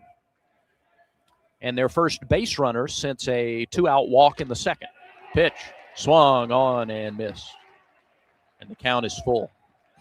So it was 3-0, and Johnston has come back to fill up the count to the freshman, Paulino. Runner at first, 2 down, top of the 6th inning. Jet comes set. Here's the payoff pitch. Check swing. Over to the Auburn dugout up the first base side. We'll do it again. Frazier was off with the pitch. They're not holding him on 3-2 and 2 outs. So he'll try to get a little few extra steps in case Paulino were to hit it in a gap somewhere. He could try to tie the game. Huge lead. There goes Frazier. Here's the pitch. Ground ball to third. Guevara gloves the short hop like a pro. Tosses low to first, and he's safe. And the ball gets away, and Combs went and got it. Oh, Guevara gloved that like a pro. He played the short hop perfectly, but he soft-tossed it. He kind of shoved it forward rather than rearing back and throw it. He just kind of pushed it. And it was low, and Combs could not dig it out over at first base. He tried to smother it, glove face down, and he couldn't pick it up. Oh, that's a tough break. And it's an error on Guevara, a rare error on Guevara. Frazier to third. They're at the corners with 2 outs. Boy, Johnston got the ground ball he wanted, and Guevara made the play on the front end that he wanted. Eric's upset with himself there. He knows what he did wrong. He had time to gather and make a regular throw. But he rushed it, pushed it. And now they're at the corners with 2 outs, and a base hit from Chase Williams would tie the game here in the 6th. Williams is 0 for 2. He's grounded out and flied out. Guevara comes in on the grass. Williams takes a strike on the inside corner, upper part of the zone, 0-1.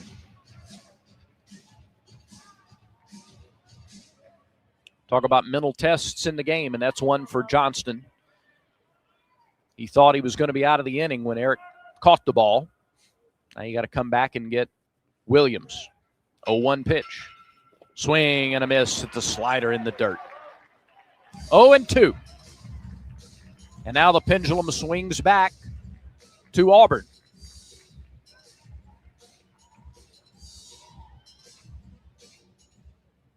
Williams has the words, "Jesus saves," on the inside of his right elbow guard.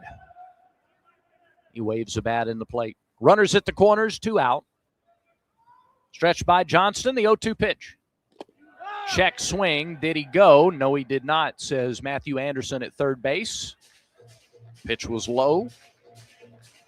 1-2. Johnston came back to that slider. Wouldn't be surprised if he keeps coming back to it.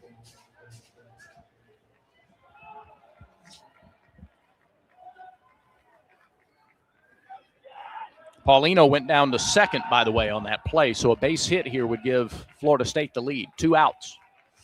1 ball, 2 strikes. Pitch to Williams. Oh, he didn't miss by much. That was a fastball that might have been a little high. Oh, that was close. 2-2.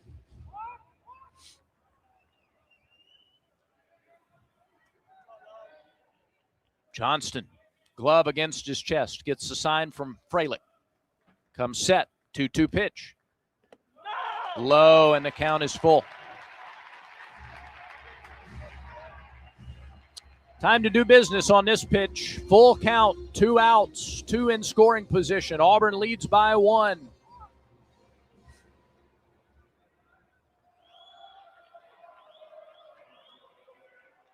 Seminole fans doing the chop and the chant. Payoff pitch to Williams. Down and inside, ball 4.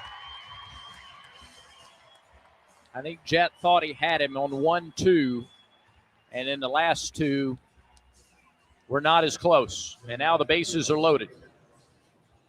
For the top of the order, and Braden Dowd, who started the game with a double to right center.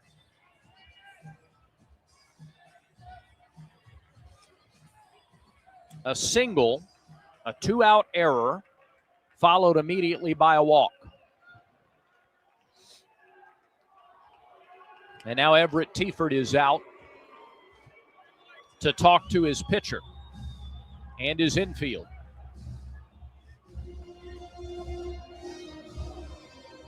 A Seminole at every base.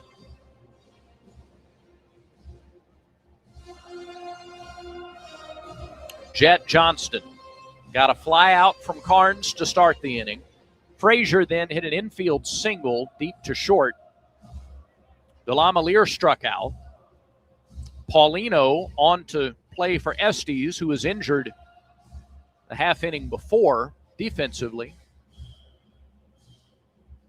Reached on an error on a ball that Guevara fielded and then sort of soft tossed the throw to first.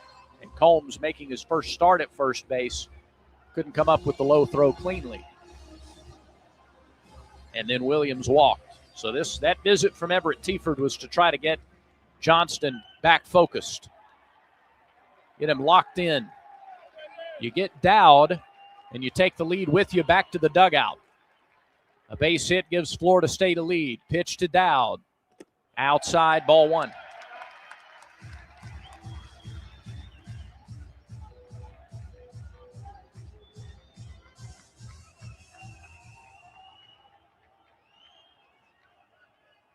The stretch by Johnston, the junior right-hander, looks and deals. Strike at the knees. Fastball at 92. Evens the count at 1-1. Dowd has doubled and scored. He's also reached on an error and flied out to right field. Left-handed batter, junior from Clarkston, Michigan. Open stance. The pitch. Strike two at the knees. That was a changeup on the outer edge. And now the Auburn fans come to life.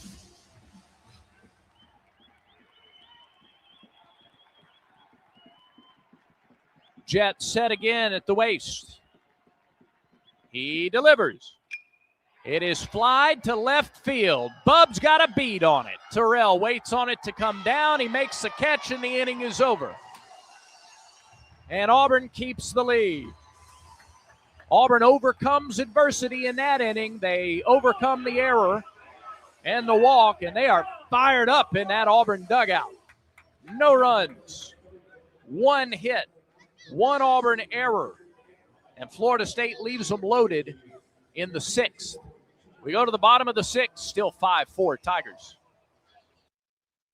When game day hits, you want to be right where it matters. Close to campus, close to the action, and close to your college student. At the residences at Arbor Lake, you get the perfect space to cheer, visit, and make every trip feel like a homecoming. Offering easy access to campus and a relaxing getaway whenever you visit. Call 334-521-7290 for more information about the residences at Arbor Lake, a 55-plus apartment community. Score comfort, score convenience, score your home court at the residences at Arbor Lake. War Eagle, this is Auburn baseball coach Butch Thompson. If you want the latest on Auburn baseball in the SEC, keep it locked on Auburn Opelika Sports Leader, ESPN 106.7. The only place you can get 7 straight hours of local sports talk, starting with the Max Roundtable at 11 a.m. On the Line with Jacob Goins at 2, followed by The Drive with Bill Cameron and Dan Peck at 4. Only on ESPN 106.7. This is Coach Butch Thompson. Back to more baseball on the Auburn Sports Network.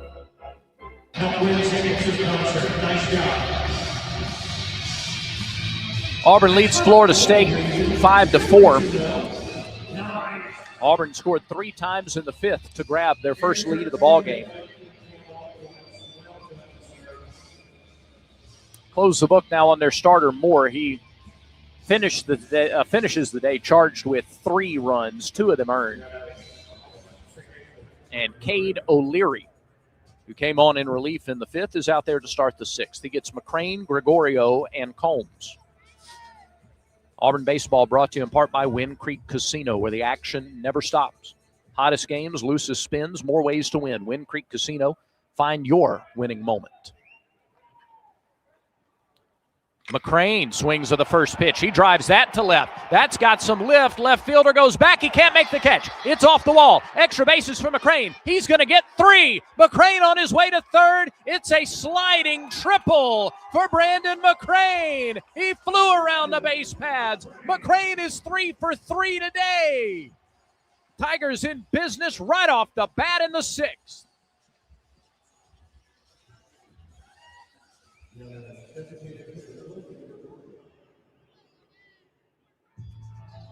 First pitch, he got a belt-high fastball, and he belted it to left. Dowd got to the location, but he didn't make the catch, and it was off the wall. And we mentioned yesterday, we hadn't mentioned it today. First the pitch. It's a little bit low to Gregorio. 1 ball, no strikes. There are 11 different angles along the outfield wall. And so, I mean, it would take a seasoned player to be able to know how to play all these perfectly. That one ricocheted hard off the left field wall, and McCrane just he flew around the base paths. Infield in now for Florida State with McCrane at third and nobody out. Pitch a strike to Gregorio. It's 1-1. Pitch driven center field. Back goes Williams. It is caught by Williams, stumbling onto the warning track. Tagging from third and scoring is McCrane. Auburn adds a run. It's 6-4 Tigers on Gregorio's RBI sacrifice fly. And I'll tell you what, Logan put a punch behind that one. If Williams were not as fast as he is, that's over his head for extra bases. I mean, he booked it straight back. So the bases are clear, and now there's 1 out for Caden Combs. And the freshman from Gardendale takes a ball high. 6-4. Auburn gets the leadoff man on, gets the leadoff man in here in the inning. Pitch fouled up the right side into the seats. 1 ball, 1 strike. Combs today, an RBI ground out, and he's grounded into a double play, 1 of 2 that Auburn has hit in. Or has hit into today. 1-1. Combs did not offer. Started to. Flinched a little. Didn't move the bat. It was high, and it's 2-1. 1 in the second, 1 in the third, 3 in the fifth, 1 here in the 6th. The pitch. Combs takes a strike off the outside corner. 2-2. Cade Ballou waits to hit next. Combs has driven in his first Auburn run. He's looking for his first Auburn hit. He waves and misses at that. Cutter for strike 3. 2 down. And now here's Cade Ballou. Cade is grounded out twice to the second baseman.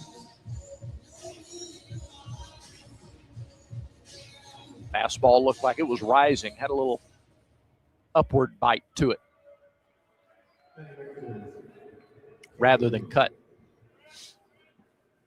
Here's Ballou, first pitch to him. Fouled back. Started him with a fastball. 0-1. Cade 4 for 19 to start the year. He's driven in a run. He scored 3 runs. He has a double to his credit. A couple of doubles, actually, in his 4 hits. He takes a fast strike. Back-to-back fastballs to start the at-bat on the inner half. Usually don't get away with that against Ballou. And O'Leary works in a hurry. Here's the wind and the pitch. Swing and a miss, strike 3. Off speed, and he had Ballou chasing. It's in the dirt. They'll have to throw him out, and they do for the 3rd out. But Auburn gets a leadoff triple from Brandon McCrane, and then a sac fly to deep center from Logan Gregorio to add to the lead. A run on a hit. No errors, nobody left. We are through 6 with the new score. Auburn 6, Florida State 4. Home buying has never been simple. In today's economy, it's vital to work with an experienced lender who understands your needs. Auburn Bank's mortgage lending team is made up of local folks who can help you navigate the process. Whether it's finding your dream home or making improvements to your existing home, stop by our new home in the Auburn Bank Center. We'll be glad to help. Auburn Bank, champions of you. Member FDIC, online at auburnbank.com. Equal housing lender, NMLS number 403461.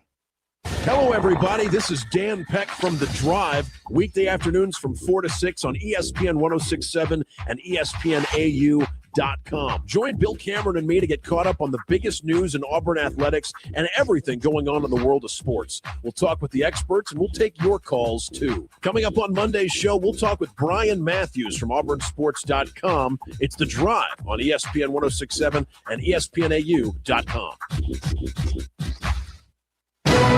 This is Auburn Baseball on ESPN 106.7. Auburn Opelika's sports leader. 6-4 Tigers.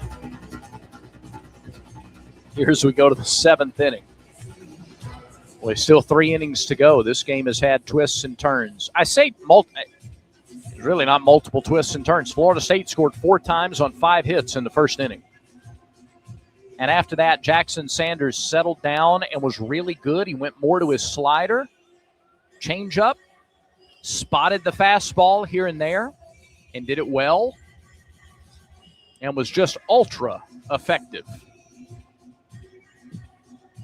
And only 1 hit for Florida State since the first inning. Tigers lead 6-4. 2, 3, and 4 hitters. You're going to have to deal with these guys at least one more time. Sheffield, Bailey, and Fisher. Sheffield, 1 for 3, a single, 2 strikeouts.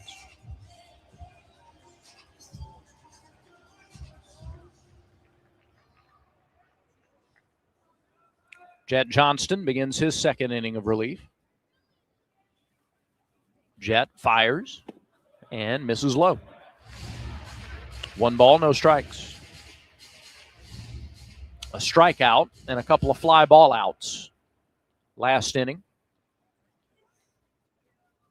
Infield plays deep, and they play Sheffield to pull, and he pulls it on the ground to third.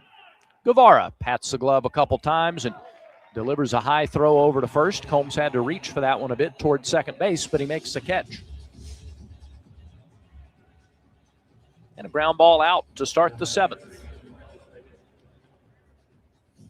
This top 10 matchup has felt like it. It's hard to get a big game environment from the fans here because it's a 45,000 seat ballpark.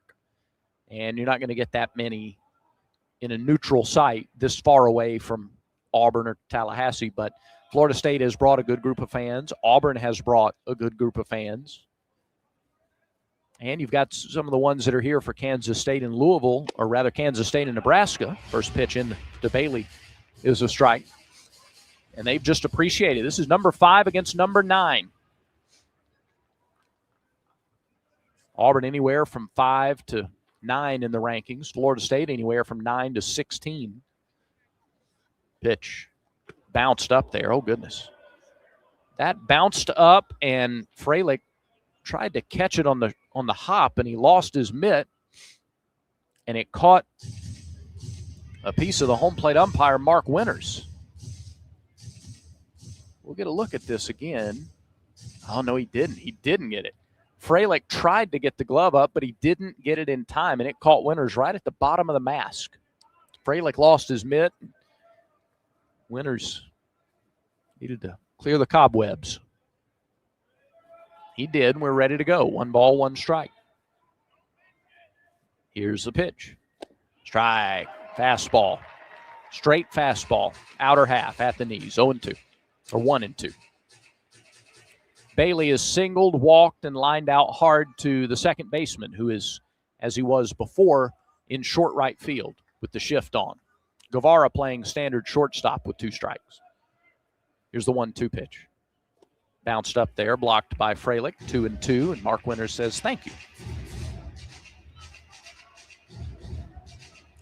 Auburn plays the first game of the day tomorrow. That is a 10:30 start for the Tigers and the Louisville Cardinals. We'll be on the air at 10:15. Pitch from Johnston. Hit in the air to left. Terrell running, still on the run. He tracks it down. About 4 steps shy of the warning track. They were playing him to pull even in the outfield, so Bub had to go a long way to track that ball down, but he did. Made the catch in his lime green glove out there in left. And that's the second out. A strikeout, a ground out, and now 3 flyouts for Jet Johnston. 2 up, 2 down in the 7th. Here's Cal Fisher. Fisher, a couple of strikeouts and a pop out to third. Right-handed hitter. Guevara about 7 feet off the line at third. McCrane behind the bag, not exactly, but almost, just to the right of the bag at second. Ground ball, third, foul. Guevara got it on a hop right at the end of the third base coach's box.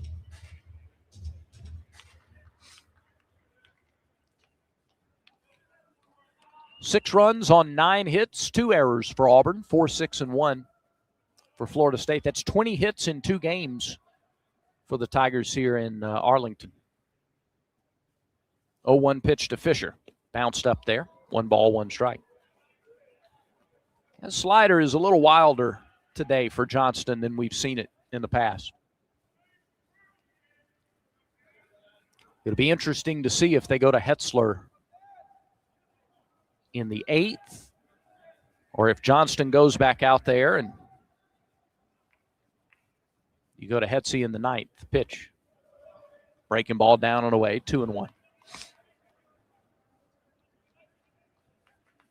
So I was talking about the crowds earlier. It may be hard to get the feel, like you're not, because not every seat is full, but the intensity on the field has absolutely lived up to this top 10 touting of this matchup. Here's the pitch. It bounced up there again, and it's 3-1.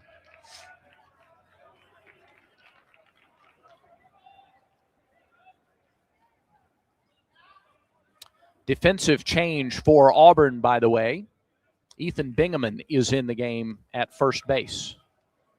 Just caught that. So Bingaman at first. Pitch. Fouled back. Went after a high fastball. And the count is full. 3 balls, 2 strikes.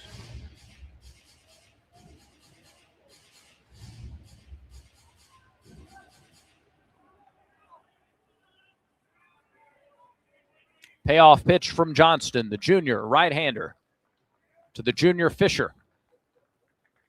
In gray for FSU. From the stretch, Johnston fires. Oh, he fouled it off his foot. And he yelled out in pain. That was audible. Kicked that left foot out. He's got a thin shin guard there, but it really just covers the shin. It's not as thick as the one that Carnes wears. Another 3-2 pitch on the way to the Florida State shortstop. Here it is. Fly ball right field, shallow. Ballew's got a beat on it. Cade under it. He's got it. Inning over. 3 up, 3 down. Go the Seminoles in the top of the 7th inning.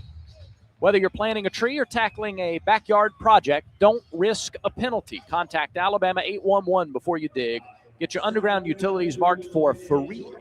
Visit al811.com or call 811. It's free, it's simple, and it's the law.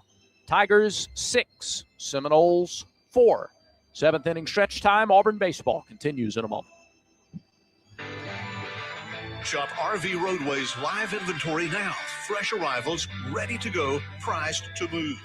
Get real show pricing and weekly specials on new and used RVs at both Alabama RV Roadway locations in Calera and in Opelika. Shop live online now at rvroadway.com. Take life on the road with RV Roadway, where we sell RVs for less.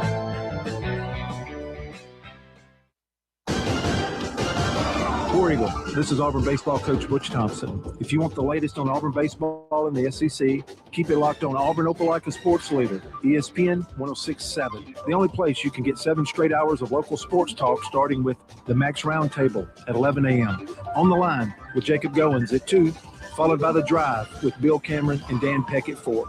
Only on ESPN 106.7.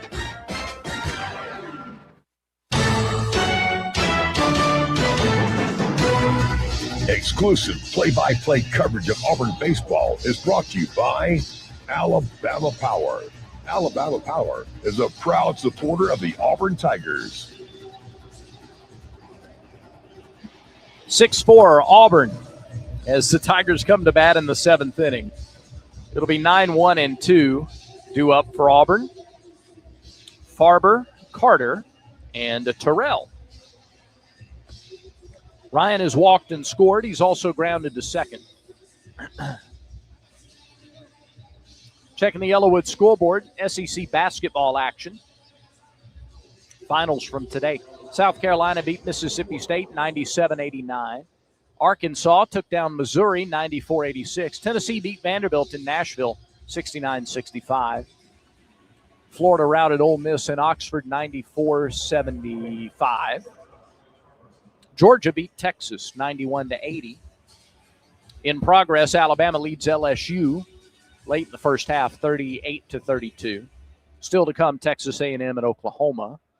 And, of course, your Auburn Tigers host Kentucky tonight. Here's Farber to start the seventh. And the first pitch is low and in. 1 ball, no strikes.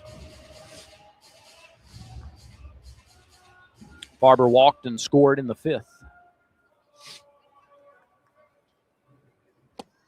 He takes a fastball low and outside, 2-0. And a new pitcher for Florida State. It's another right-hander.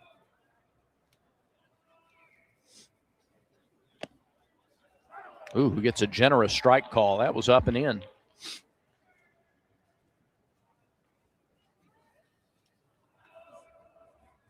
Tall righty. Pitch. Didn't get that call, low and outside. And Farber starts 3-1.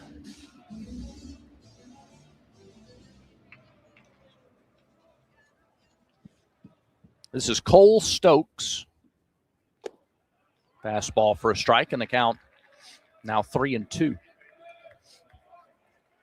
Stokes out of Redondo Beach, California. Transfer from Oregon, 6'5", 230, a junior right-hander. Wind and pitch. High, ball 4. Farber draws his second walk of the game, a leadoff walk in the seventh, and Auburn looking to add some more. They lead 6-4. Stokes, last year at Oregon, 1-2 with a .310 earned run average, 24 appearances, all in relief. He had 2 saves in addition to the 1-2 record. 20 and a third innings pitched, 9 hits, 8 runs, 16 walks, 39 strikeouts in 20 innings. So power pitcher, strikeout guy. Carter takes a bunt. It goes all the way to the backstop, and down to second goes Farber. A wild, capital letters, wild pitch. Moves Farber into scoring position. Bristol Carter has homered. He has singled twice. 2 more runs scored. He scored 5 runs over the first 15 innings for Auburn here in Arlington.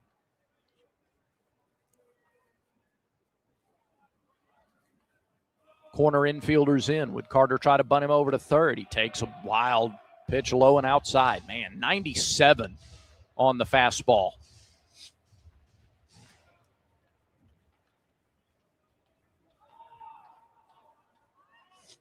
But he has not been throwing strikes with that electric stuff.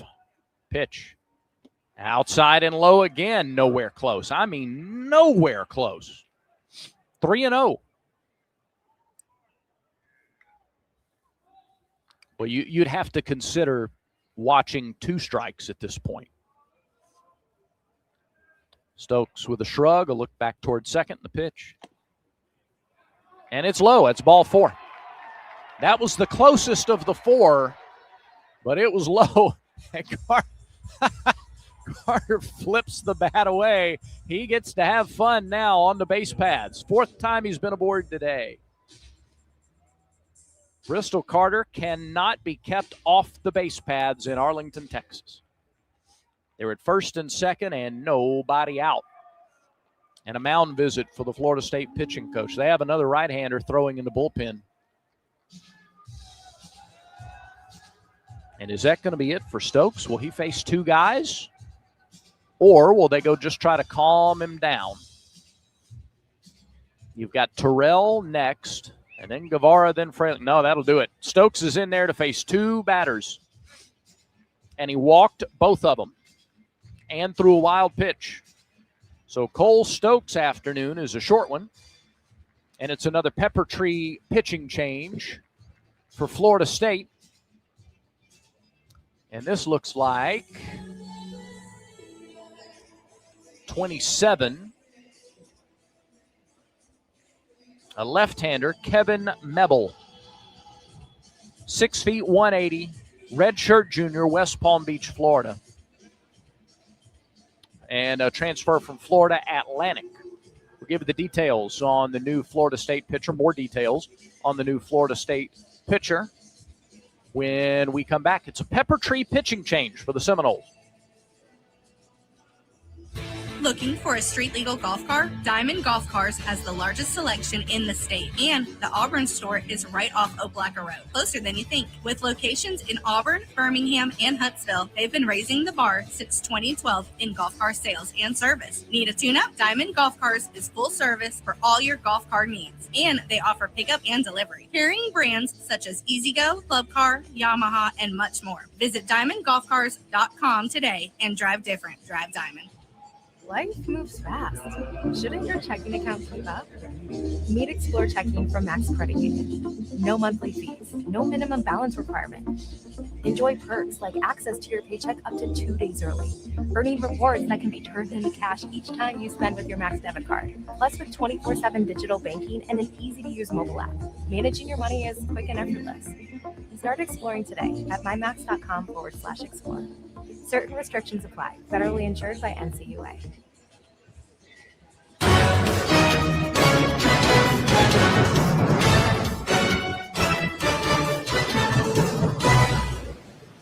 Kevin Meebil, Mebil, pronounced Meebil. Meebil, 6 feet, 180, West Palm Beach, as we said, and he has played at FAU and Barry. Last year at Barry, appeared in 22 games, started one. He was 1-0 with a 1.98 earned run average, saved 2 games, gave up 8 earned runs in 36 and a third innings, 27 hits, 43 strikeouts. Teams hit .206 against him. He did not play his freshman season at Florida Atlantic. So Meebil pitched in 1 game this year already. And that was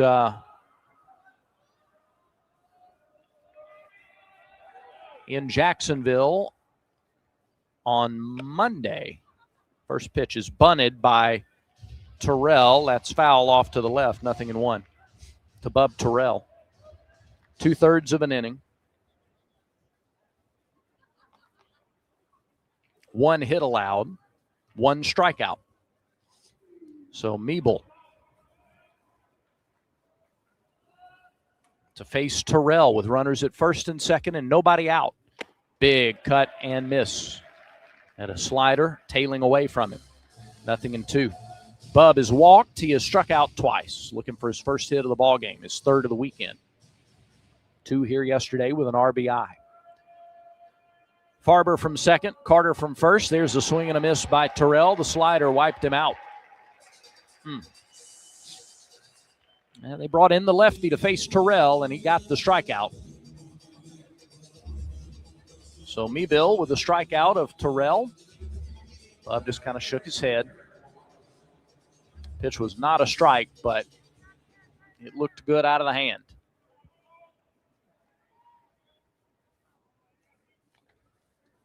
Here's Guevara. First pitch to Eric Lowe. Ball 1. Auburn 6, Florida State 4. Bottom of the 7th. Guevara has singled, driven in a run, scored a run. He's 1 for 3 today. The pitch. Low and outside. 2 balls, no strikes. Cole Stokes walked 2 wildly to start the inning. Then Meebil struck out Terrell. Now a lefty-righty matchup with E.G. Guevara drives it to left. It's down. It's a base hit. Farber had to hold up to make sure that Dowd couldn't catch that ball, so he's got to hold up at third. Well struck. Fastball inner half. And just as he did on his base hit up the middle in the 5th inning, Guevara pulled those hands in, stayed down on the ball, and drove it into left field. So Guevara has his 4th hit of the weekend, his 2nd in as many at-bats. And the bases are loaded for Chase Fralick with 1 out. Chase, first pitch, nearly hit him up and in. 1 ball, no strike. Chase's last at-bat was the wild scene. It was a bloop down the right field line where Delamalier and Estes collided. 2 runs scored. There's a called strike, 1-1 to the Auburn catcher. The runners at first and third came home to score on the play. And Chase, because both Estes and Delamalier stayed down, was waved around third.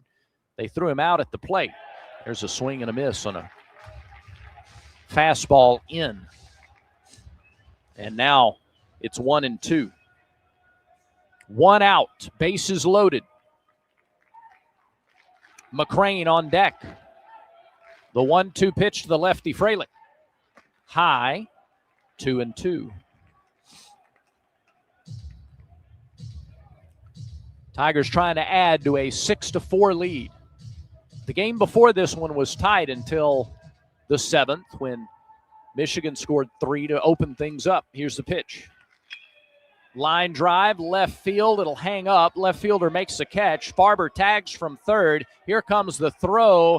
It is not in time, and they've got Carter hung up between second and third. He tried to spin out of the way, couldn't do it. Carter is out for the 3rd out of the inning, but Farber scores on the play. It'll be a sacrifice fly RBI for Fralick. And then they throw out Carter in the rundown to end the inning, but Auburn adds another run. Tigers get a run on 1 hit and 2 walks. No errors and nobody left on base. We are through 7 in Arlington with the new score, Auburn 7, Florida State 4. Did you know one of the most advanced screening and diagnostic imaging centers in the country is located right here in our community? Bridgeway Diagnostics is the first in the country to purchase GE low-dose 3D mammography and first in the entire region to bring you 3D breast ultrasound. First to bring you artificial intelligence software looking behind the radiologist to detect irregularities. Ask for Bridgeway for all of your screening and diagnostic needs. Find out more at 2bridgeway.com. That's the number 2, bridgeway.com. Hello, everybody. This is Dan Peck from The Drive. Weekday afternoons from 4 to 6 on ESPN 1067 and ESPNAU.com. Join Bill Cameron and me to get caught up on the biggest news in Auburn athletics and everything going on in the world of sports. Coming up on Wednesday's show, we'll talk with Jason Caldwell from Auburn Undercover, plus Tiger Takes. Don't miss it. It's The Drive on ESPN 1067 and ESPNAU.com.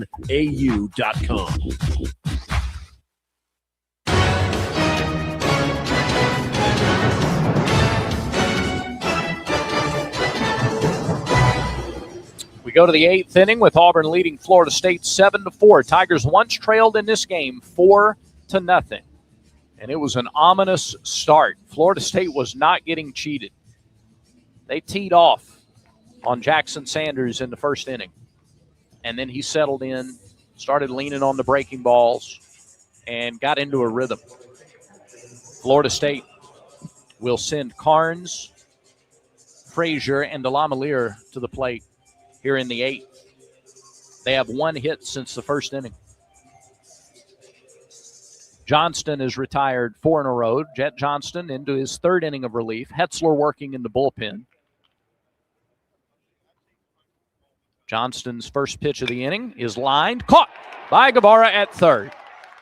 Hit hard by Carnes, but Guevara went down to a knee, looked the ball into the glove, about a foot off the ground, and there's 1 away. 1 pitch, 1 out. Tigers 5 outs away from a top 10 win. A 2nd win in a row in Arlington. And a 7th straight win in Arlington going back to 2022.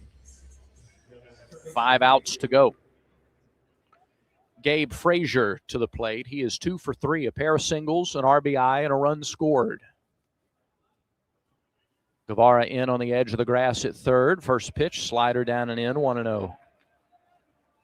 10:15 start time tomorrow morning. Go to the early service and then check us out. Auburn against Louisville. Alex Petrovic will get to start for the Tigers. Johnson's delivery. That's down. It hit him. Hit him on top of the foot. Doggone it. Tried that back foot slider and took it literally. Hit the top of the foot.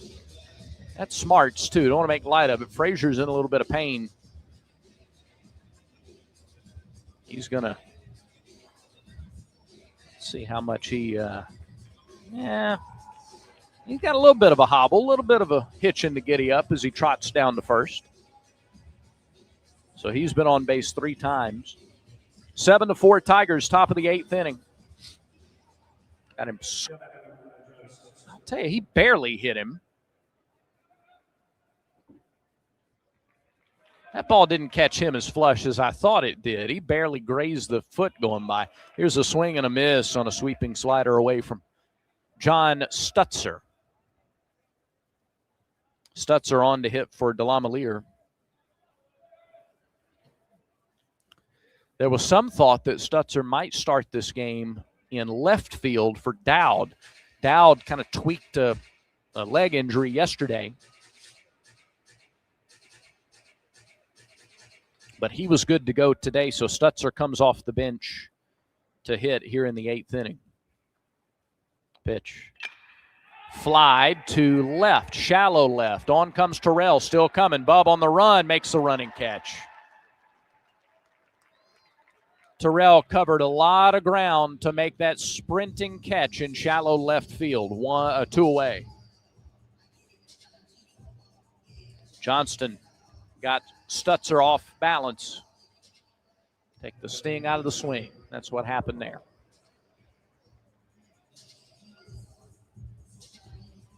Now 2 outs and a runner on. It's Carter McCulley on to pinch hit. Senior from Pensacola, tall right-handed batter. He's 6'5", off the plate, slightly open stance. Swings and misses at the first pitch, 0-1. This kind of batter Jet likes to challenge with the fastball. Coming in, not a lot of at-bats. Started him with a heater. 0-1. Oh, just a little bit low. Went with a slider there and missed downstairs. 1 ball, 1 strike. 2 away, a runner on base, top of the 8th inning. Tigers on top 7-4. They've out-hit the Noles 10-6. Pitch home. Low. 2-1.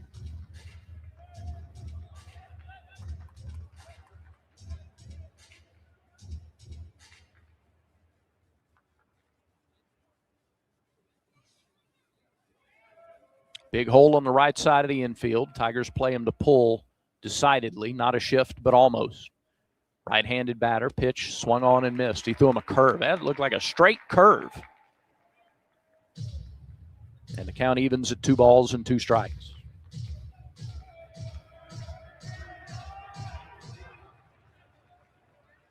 So Johnston needs 1 more strike. Some of the Auburn fans get behind him here in Arlington.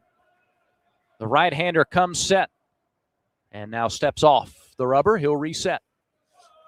Johnston came on at the start of the 6th. He's looking for 3 innings of relief, just as he had last week against Youngstown State. Jet ready again. He deals. Ground ball left side through the hole and into left field. McCulley comes through with a pinch hit single to left.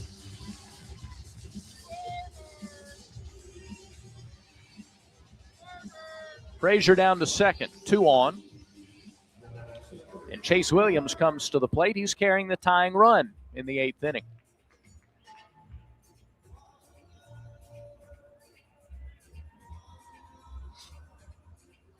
This is Jet's second look at Williams. He walked him a couple of innings ago.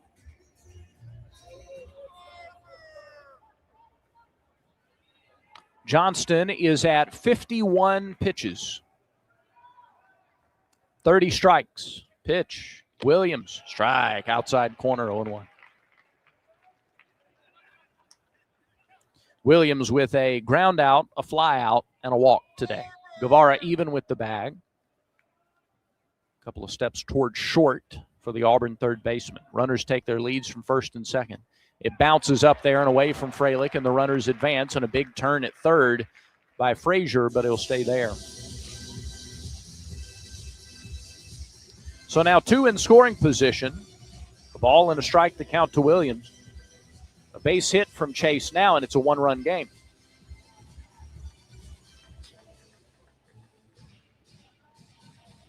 We're 90 minutes away from tip-off at Neville Arena between Auburn and Kentucky. A big, big game for the Tigers tonight back home. Broadcast coverage at 7 across the network. Still business to do here. 1 ball, 1 strike to Williams. Here's the pitch. Fouled off to the left into the second level of seats. A couple of youngsters go running for it. And the kid in the red hat, big time fist bump when he got to it first. 1 ball, 2 strikes to Williams. One more, Jet. See if he goes with a slider. Here's the pitch.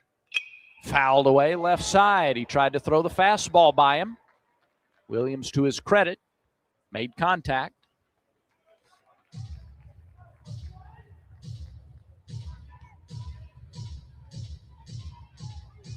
Johnston, great competitor. He can get this out. He'll come off that mound fired up, headed to the dugout. Williams competitive too. Here comes another 1-2 pitch. Low, 2 balls, 2 strikes. And you can see the emotion from Williams. He's out of the batter's box, talking to himself, deep breath, looking up. These players can feed off of the emotion of this game. Auburn leads 7-4. 2 on for Florida State. 2 outs in the 8th. Johnston steps off and Williams steps out. Tit for tat here in the 8th. Tying run at the plate for Florida State. Pitch clock down to 6. Here's the delivery. Check swing. Gets away. Oh, and a run comes in to score. It's a strikeout, but a run scores. A wild pitch, and Williams goes all the way down to second base. A strikeout wild pitch gets Frazier home from third. McCulley gets to third, and Williams all the way to second. And now a base hit by the leadoff man, Dowd, ties the game. And Auburn may have no choice but to go to Hetzler here with 2 outs in the 8th. Yeah, here's Everett Tiefert out of the dugout. Runners at second and third, 2 outs. There's the call. Auburn makes the Alabama Power call to the bullpen for its closer. Ryan Hetzler is on. The tying runs are on base with 2 outs in the 8th inning. 7-5. Florida State has scored for the first time since the first inning. Jet Johnson gets a great glad hand from the Auburn crowd here in Arlington and from his teammates in the dugout. He, though, has reached the end of the line. And on comes Ryan Hetzler to try to get a 4-out save for the Tigers. Again, it's an Alabama Power call to the bullpen. The Goose Performing Arts Center at Auburn University is Alabama's premier destination for the arts, bringing you the very best of Broadway, dance, music, and more. Learn more about upcoming performances and see the calendar of events online at gougecenter.auburn.edu. That's GOGUE center.auburn.edu. Or call the box office 334-844-TIXS. Looking for a street legal golf car? Diamond Golf Cars has the largest selection in the state, and the Auburn store is right off Opelika Road, closer than you think. With locations in Auburn, Birmingham, and Huntsville, they've been raising the bar since 2012 in golf car sales and service. Need a tune-up? Diamond Golf Cars is full service for all your golf car needs, and they offer pickup and delivery. Carrying brands such as EasyGo, Club Car, Yamaha, and much more. Visit DiamondGolfCars.com today and drive different. Drive Diamond.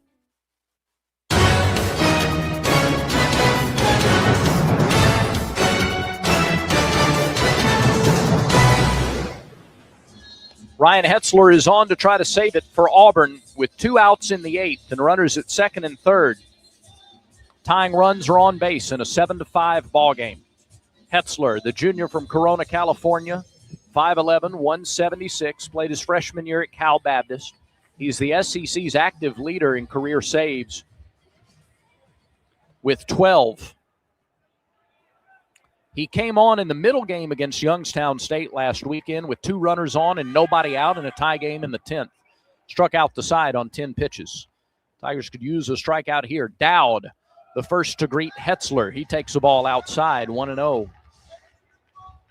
Dowd doubled to start the game. Came around to score. He's also reached on an error, and he's flied out twice. Runners at 2nd and 3rd. The pitch. Strike at the knees, 1-1.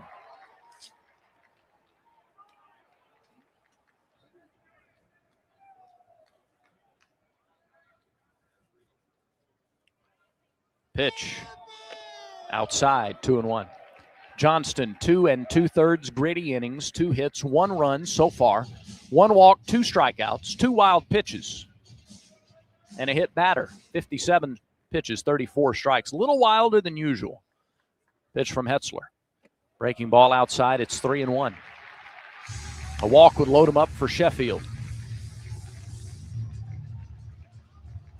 This one's not over yet. Auburn 7, Florida State 5. Hetzler into the wind, the pitch. Swing and a miss, slider. He came at him with a slider on 3-1. Dowd was thinking fastball. And now a big pitch, obviously. Hetzler holds the glove in front of his face. Into the wind, to the plate. Ground ball to first. Bingaman gloves it, takes it to the bag. He's got it. Inning over. Hetzler comes on to shut the door on Florida State in the 8th. Seminoles get a run on 1 hit. No errors, a wild pitch, and 2 left in scoring position. The tying runs left in scoring position. We go to the bottom of the 8th. How about some more insurance? Tigers on top 7-5 over Florida State. Auburn baseball continues in a moment. At Max Credit Union, we believe your checking account should work as hard as you do. With Max Achieve Checking, you can earn up to 3% APY on balances up to $15,000 and 0.25% APY on anything over that. Plus, enjoy perks like earning rewards that can easily be redeemed for cash by spending with your Max debit card. It's not just checking, it's achieving. Get started with Max Achieve Checking at mymax.com/achieve. APY is annual percentage yield. Certain restrictions apply. Federally insured by NCUA. War Eagle, this is Auburn baseball coach Butch Thompson. If you want the latest on Auburn baseball in the SEC, keep it locked on Auburn Opelika Sports Leader, ESPN 106.7. The only place you can get 7 straight hours of local sports talk, starting with the Max Roundtable at 11 a.m. On the Line with Jacob Goins at 2, followed by The Drive with Bill Cameron and Dan Peck at 4. Only on ESPN 106.7.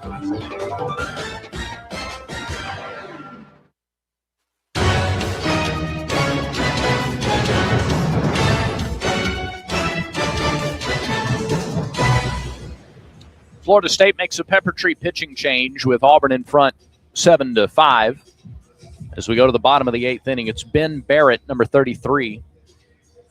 Tall right-hander out of Orlando, 6'4", 221, junior from the First Academy in Orlando. And he has pitched quite a bit. In fact, he is a redshirt junior. A career record of 1-0. This is his 36th career appearance in a Florida State jersey.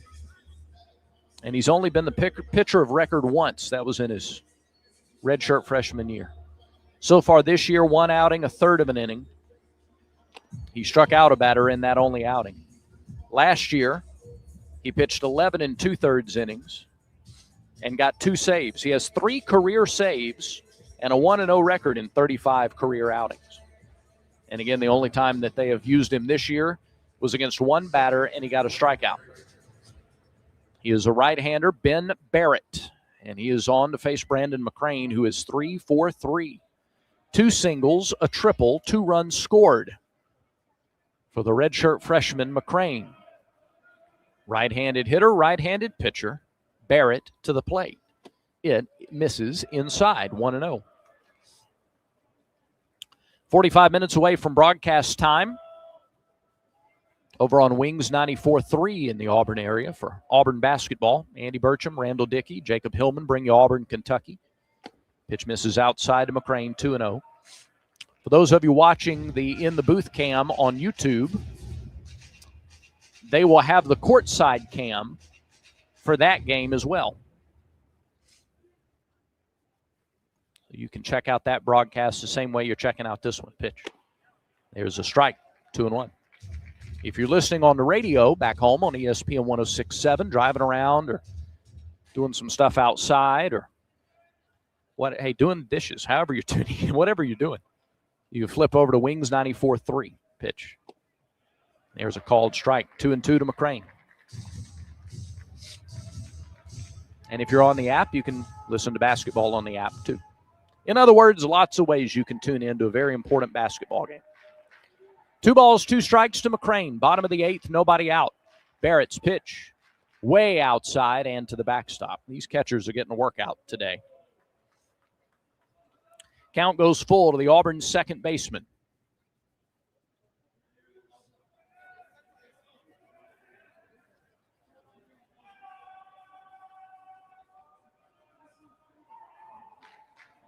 Stretch by the right-hander Barrett, and the pitch. Swung on and missed. It's a strikeout, but it's a wild pitch, and McCrane's going to be on base. So a couple of guys from either side, awfully wild in the closing stages. It's a strikeout and a wild pitch, and McCrane is at first with nobody out. Yeah, we have people listening in the truck. We have people listening. Well, somebody on YouTube says, I'm currently doing dishes. Pitch home. Flied, shallow left. Out goes Fisher, in comes Dowd. It's the shortstop Fisher who puts it away.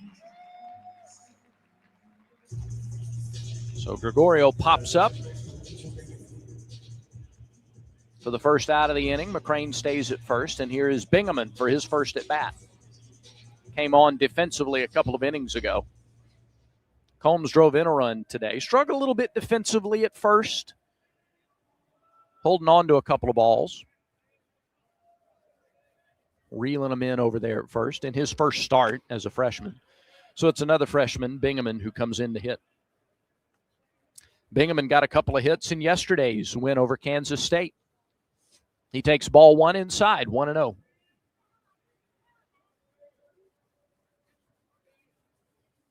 Pitch home. Big cut, grounded it foul, left side. 1 ball, 1 strike. Looking ahead to the 9th, Florida State will have its 2, 3, and 4 hitters, Sheffield, Bailey, and Fisher. All came into the game hovering around 450 for collective batting average. 1-1 to Bingaman. Will have to wait. They throw to first. Chase McCrane back. Brandon with excellent speed. He has 1 stolen base on the year. We'll see how aggressive Auburn might be on the base paths with right-handed pitcher and a 2-run lead in the bottom of the 8th. There goes McCrane. That's how aggressive. Hit and run. Ground ball through the hole. Left side. McCrane's going to head for third. Auburn puts the hit and run on, and they get runners at the corners. Bingaman with his third hit of the weekend. He comes in his first at bat of the game and singles through the left side with McCrane running. Perfectly executed hit and run. And they're at the corners with one out. That's how aggressive they'll be with a 2-run lead. And a right-hander on the mound. You say, why would the right-hander matter? Well, lefty, you might have to stick a little closer to the bag or wouldn't be as quick to take off.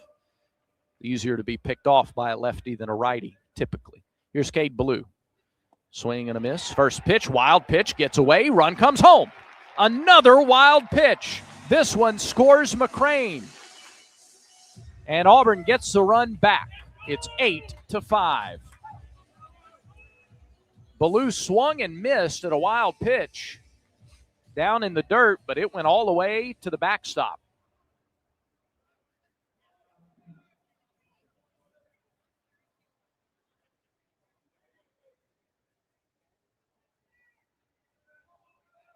Down to second went Bingaman. There's another wild pitch. That one may be a pass ball. Down to third goes Bingaman. My goodness, Carnes is being put through the ringer behind the plate. And he's going to go out and talk to Barrett.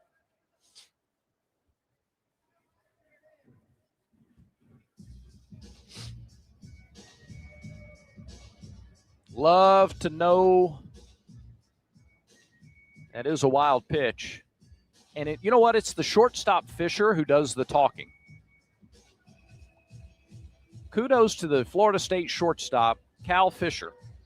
You've got a frustrated pitcher and a frustrated catcher.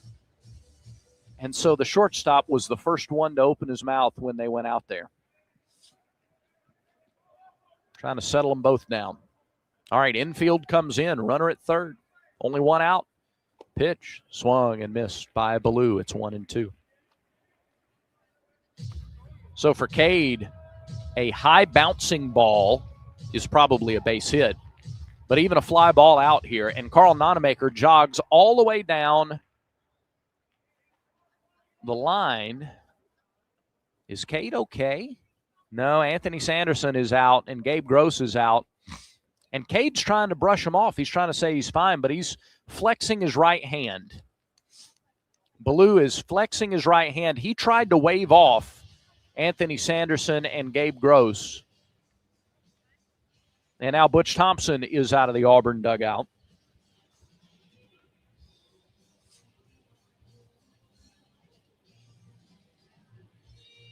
And they'll take a look at the junior right fielder. Gosh, Cade has battled injuries his first 2 years. They're showing a replay on the telecast now. Oh, he grabbed his right elbow.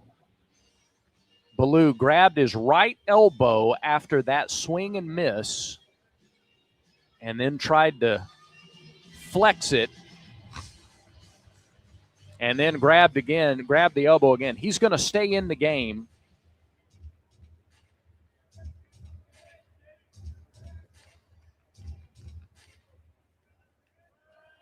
And let's hope there's nothing that lingers there. Here is the pitch. He shows bunt, and he can't catch up, but he fouls it off.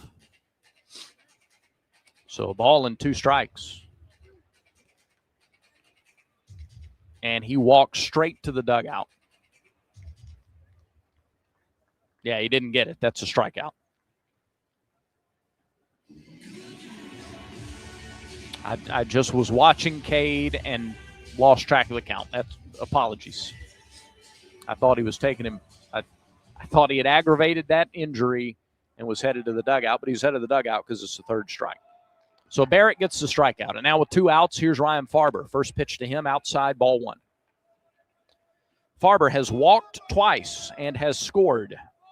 He advanced to second on a wild pitch. There have been about a half dozen wild pitches in the last 2 innings between these two teams. Runner at third. Pitch driven down the right field line, but foul. He hooked it.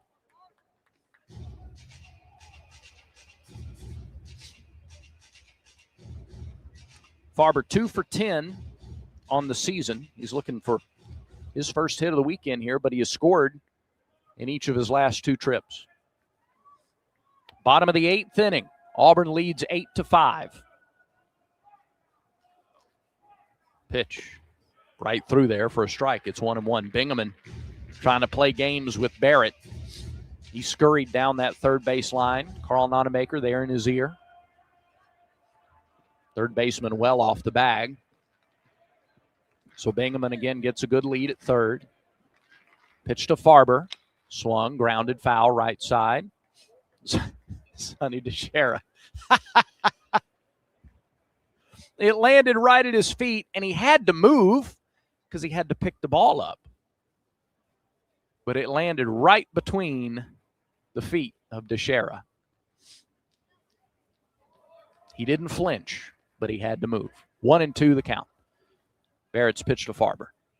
Check swing. It was low. Did he go? Oh, they ring him up. I don't think he went, but Matthew Anderson rings him up. Well, that'll be it. That'll do it for the inning. Tigers get a run. They do it on a strikeout wild pitch, a single, and another 2 wild pitches in the inning. Important thing is Tigers get the run on a hit. No errors and a runner left at third. We go to the 9th. Auburn 3 outs away from a top 10 win. Auburn leads Florida State 8-5. When game day hits, you want to be right where it matters. Close to campus, close to the action, and close to your college student. At the residences at Arbor Lake, you get the perfect space to cheer, visit, and make every trip feel like a homecoming. Offering easy access to campus and a relaxing getaway whenever you visit. Call 334-521-7290 for more information about the residences at Arbor Lake, a 55-plus apartment community. Score comfort, score convenience, score your home court at the residences at Arbor Lake. Hello, everybody. This is Dan Peck from The Drive. Weekday afternoons from 4 to 6 on ESPN 106.7 and ESPNAU.com. Join Bill Cameron and me to get caught up on the biggest news in Auburn athletics and everything going on in the world of sports. Coming up on Tuesday's show, we'll talk with Andy Burcham, the voice of the Auburn Tigers, plus Jake Crane in hour number 2. Don't miss it. It's The Drive on ESPN 106.7 and ESPNAU.com. This is Auburn Baseball on ESPN 106.7, Auburn Opelika's sports leader.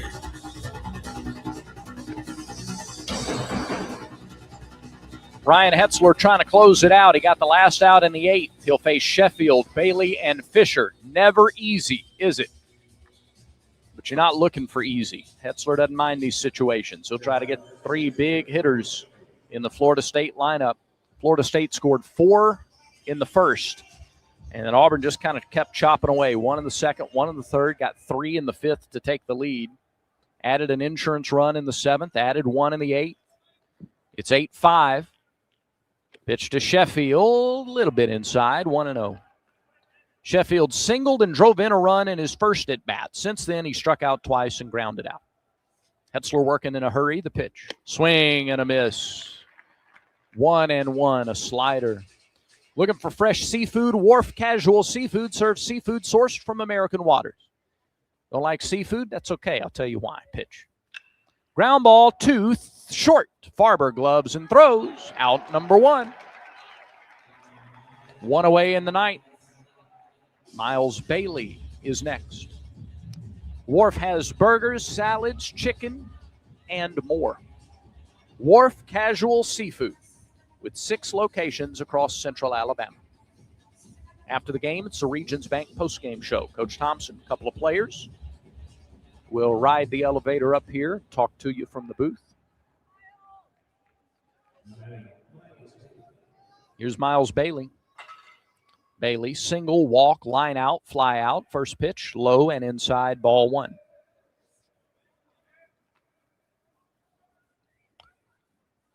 Auburn and Louisville tomorrow morning, 10:30.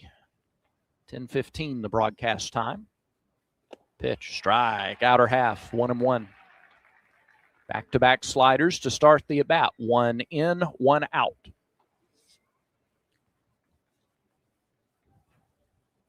Shift is on against the left-handed hitter. And he fouled it away.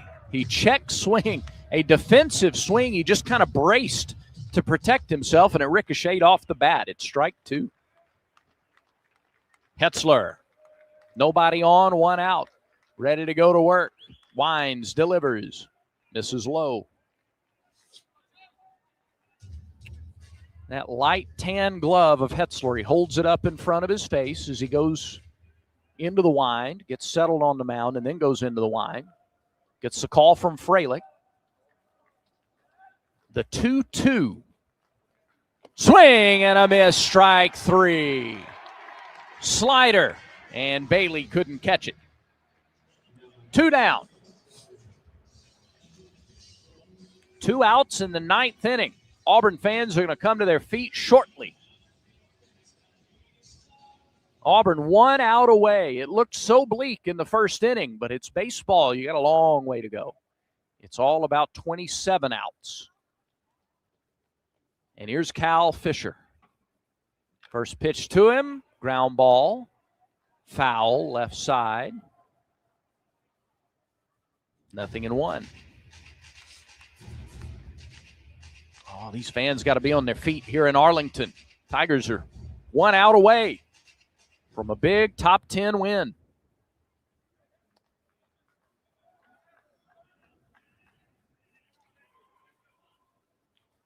Fisher today, 0 for 4. 2 strikeouts, 2 flyouts. Pitch from Hetzler. Swing and a miss. 0-2. Now, here they come to their feet. Auburn fans making noise. Hetzler trying to finish off Fisher. The 0-2 offering. Struck him out, and the Tigers win. Auburn defeats Florida State 8-5. Tigers come back from 4 down in the first inning. They've won 2 in a row in Arlington. Auburn defeats Florida State 8-5. Tigers line up for the handshake line. What a win for this team. What toughness shown by this team. Down 4 in the first, and they never blink. They missed some opportunities in the first 3-4 innings of the game to cut away even more, but they never blinked. And then in the 5th, they got the lead, and they never relinquished it. Auburn wins it 8-5 over Florida State. They hand the Seminoles their first loss of the season. Auburn improves to 5-1. Stay tuned. We've got the Regions Bank postgame show coming up next. This is the Auburn Sports Network. Experience and knowledge from the pros.